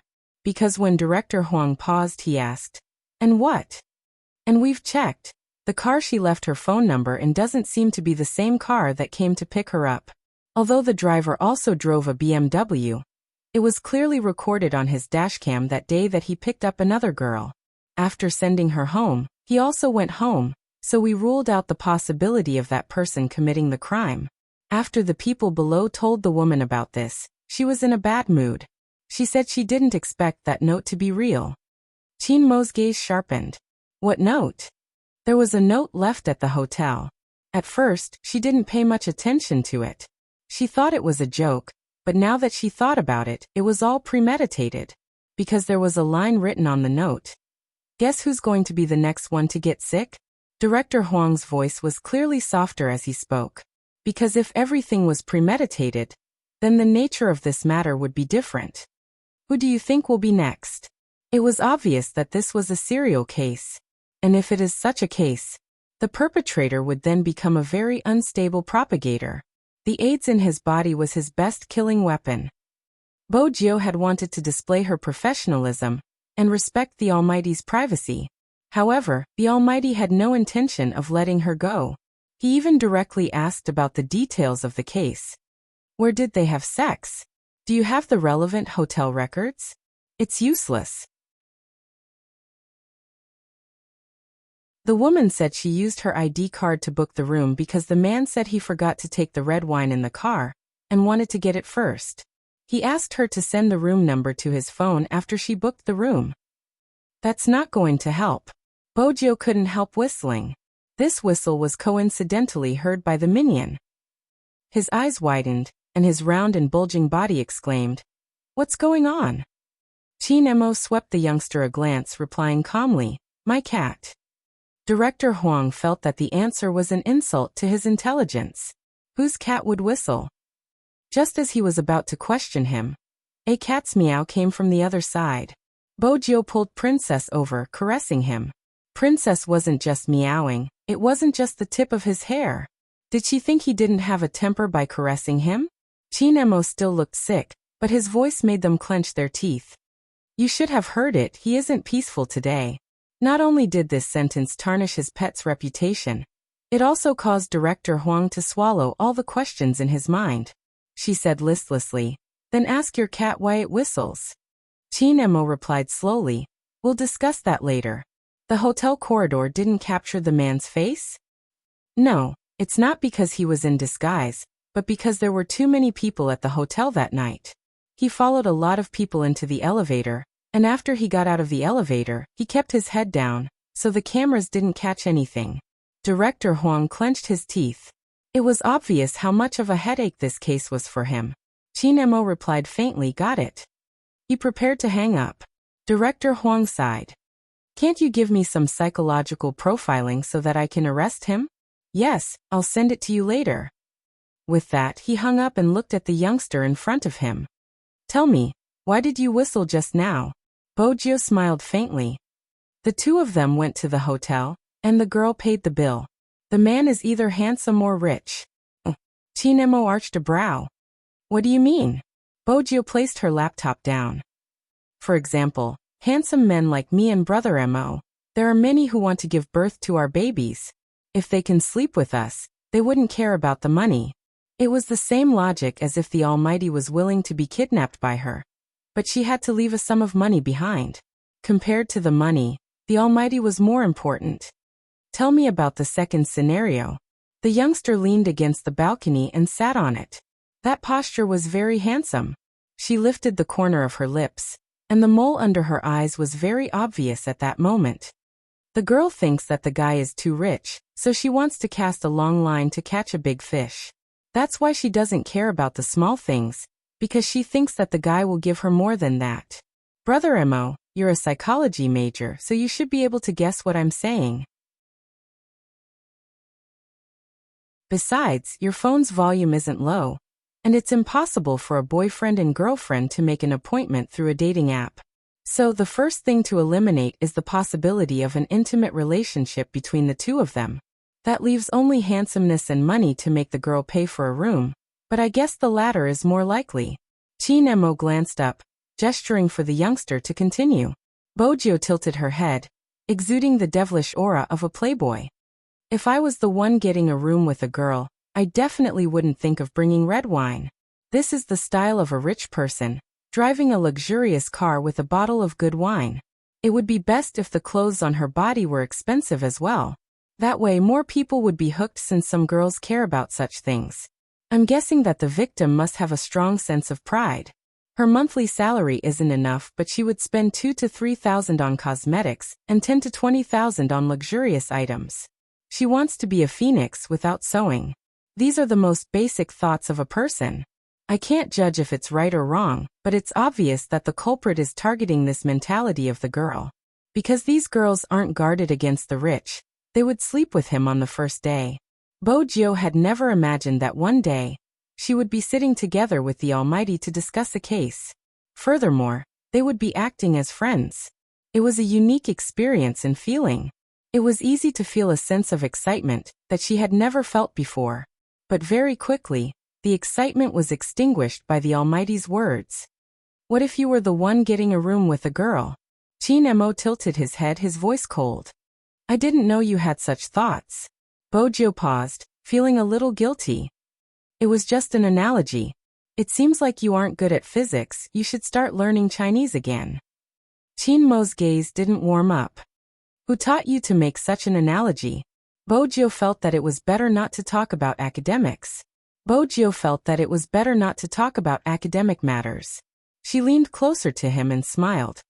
Brother Mo, isn't it about time for your psychological profiling? Since she had taken care of him for the past 2 days, Chin Mo's coldness dissipated. The culprit is between 25 and 35 years old. He isn't very handsome, but he isn't ugly either. He has a certain level of male charm, and the smell on his body is very pleasant. He is also very particular about his clothes, clean and rich. He has a certain amount of free time, and is extremely hostile towards vain women. He is unmarried. Bojo had only guessed that the culprit was clean and rich. How could the Almighty have guessed so much? The smell on his body is pleasant? How could he have guessed that? It was understandable that he wasn't married, since married men would create a sense of distance. From Bojo's perspective, the culprit was also unmarried. Moreover, he was between 25 and 35 years old, and had a certain level of male charm. Bojo had also guessed that he wouldn't be ugly. For instance, if he had a big belly like Director Huang, no matter how rich he was, girls wouldn't be willing to ride in his car or fork out money for him. Hence, the culprit definitely wouldn't look bad. In fact, his facial features were perfect and would be easy to spot. But the smell? Chin Mo lowered his lids to look at the youngster's furrowed brows. The silver hair on the top of his head was fluffy. Chin Mo lifted the corner of his mouth. Seems like the wall-jumping scholar isn't good enough. You didn't learn some knowledge in biology class. When a man and a woman are first attracted to each other than appearance, the scent they emit. Otherwise, why would some people take a shower before doing it? Immersing. Bojo didn't know how to reply. She pulled Princess over and started to caress him. Who would learn such things in biology class? Besides, other than the Almighty, no one would use such a method to analyze a case. This is going to be a troublesome serial case. It's obvious that the culprit's IQ isn't low. He's thought through everything thoroughly. I'm guessing that the original phone number has become a useless number that no one picks up. Bojo's efforts weren't in vain. Chin Mo sat on the pure white bed, his brows arched. Director Huang didn't mention anything about the phone not being able to reach him. I guessed. Bojo didn't avoid Chin Mo's probing. It's simple. If I were the culprit, I would prepare some tools. Every time I make an appointment with someone, the SIM card for the day would be rendered useless. After changing to the next target, I would use a new number to contact them. Even though the official SIM cards are all registered with real names, there are still ways to get one that doesn't require one's real name. The car plate would probably be tampered with as well, something that can be learned with a little money. Besides, the culprit would only appear on weekends when traffic is heavy. It wouldn't be hard to pass it off as real. Chin Mo fiddled with the lighter, his voice calm. Not a bad theory and concept for the culprit. Such a compliment was enough to make one break out in cold sweat. If it had been anyone else, they would have felt guilty. Bojo knew she couldn't back down at this moment. With the experience from the previous live stream, it is indeed easy to guess. There was a smacking sound. Chin Mo kept the lighter, smiling at the youngster. You are hinting that the culprit isn't a newbie. It's never tiring talking to Brother Mo. Bojo threw herself onto the bed, placing her arms behind her head. She knew the Almighty wasn't suspecting her anymore and could focus on the case. But I can't eliminate the possibility that someone is teaching him to do it. Before she could finish, Chin Mo spoke. He might be sick, but he was still behaving like a rich young master, exuding an aura of abstinence. Bojo chuckled lightly. That was indeed what she wanted to say. It's a dating app, the messages are public but the girls' phone numbers aren't. Of course, it's easy for us hackers to find out, but it isn't easy for an ordinary person. This time Chin Mo didn't reply. Instead, he reached for his phone and dialed. Once again, Bojo saw the words Little Huang. She wanted to know what Director Huang's thoughts would be after he found out about his nickname. Director Huang couldn't be bothered about that now. When he saw that it was Chin Mo, he was filled with excitement. Is the answer out? Serial murder case. Chin Mo's voice was calm and emotionless. The mastermind is Z. It wasn't just Director Huang. Even Bojo stilled. Z was the mastermind. Bojo arched a brow. That theory. Combine the maiden's sacrifice and this case into one. Chin Mo's gaze was heavy. I will send the psychological profile of the culprit to your email. Find the culprit according to the criteria. I don't care how you do it. Tell the public not to make casual appointments. Director Huang replied. That's easy to say, but aren't you overthinking this matter? The maiden's sacrifice was initiated through the forums, but this time, it's through an app. I don't think they're the same. Both cases are carried out through the internet, and the victims are all female. All of the culprits' information will reveal their psychological activities, and they are all related to sleeping. The only difference is the method of sleeping, but the nature is the same. Most importantly, no culprit would leave a note to inform the public that he is the culprit so that the police can find him faster. This is Z's second challenge to the crime squad. Chin Mo's every word seemed to hit the nail on the head. Director Huang's jaw dropped, and he scratched his head. He scratched his head again. This is clearly a challenge to you. Our key case investigation unit has been implicated because of you. Don't make a move after you lock onto the target. I will send someone to contact the culprit and find Z. Chin Mo hung up once he was done. He didn't give Little Huang a chance to react. Bojo felt that it was time to recommend herself. Brother Mo, what do you think about me contacting him? My hand speed isn't bad. Since it concerned her impersonator, she had to be more proactive. Chin Mo kept his phone, replying lazily, No. All right. In that case, she could only follow the people from the key case investigation unit. She respected her pet's decision, but it wouldn't clash with her methods. Chin Mo tilted his head and glanced at the youngster lying beside him. His tone carried a hint of warning. Behave yourself. If I catch you again, you should know the consequences. Brother Mo, where's the trust between humans? Bojo sighed deeply. It has been a long time since I've messed with the internet. Do you know what it means to a hacker? It's the world of lousy hackers. Even though he knew the youngster wouldn't be telling him the truth, the corners of Chin Mo's lips lifted when he saw the depressed look on her face. Bojo lifted her lips, hopping off the bed to take a shower, but she didn't forget to bring her phone. She closed the bathroom door. The first thing she did was to turn on the noise-canceling shower. Amidst the sound of the shower, the youngster lowered her lids, her long fingers pressing on the screen. Her dark eyes were unprecedentedly bright, the letters turning into strings of words. Follow the crime squad member, hunting operation commencing Z. She raised her hand and sent the message. Bojo tugged off her uniform. The next thing she heard was the sound of water splashing. It was dark outside the window, but for the esports players, they could only feel it when they played at night. Ding! The sound of an email rang. Watanabe glanced at the person reading a comic on the floor behind him. Vice Captain, your phone is ringing? Immersing. Hoshino glanced down. When he saw the line of words, he moved his fingers, choosing to delete it. Even the traces were erased. At this moment, he just realized it. Z was really back. He wasn't sure when. It started to rain again. In a remote county hospital, the sound of documents flipping continued, suppressing the sound of the rain. Fortunately, they were all soldiers with good physiques. They weren't afraid of the cold in the archive room. If it had been an ordinary person, they would have been exhausted. The Special Forces soldier was there too. Since it was an order from young master, there couldn't be any mistakes. With him around, he felt that this matter was reliable.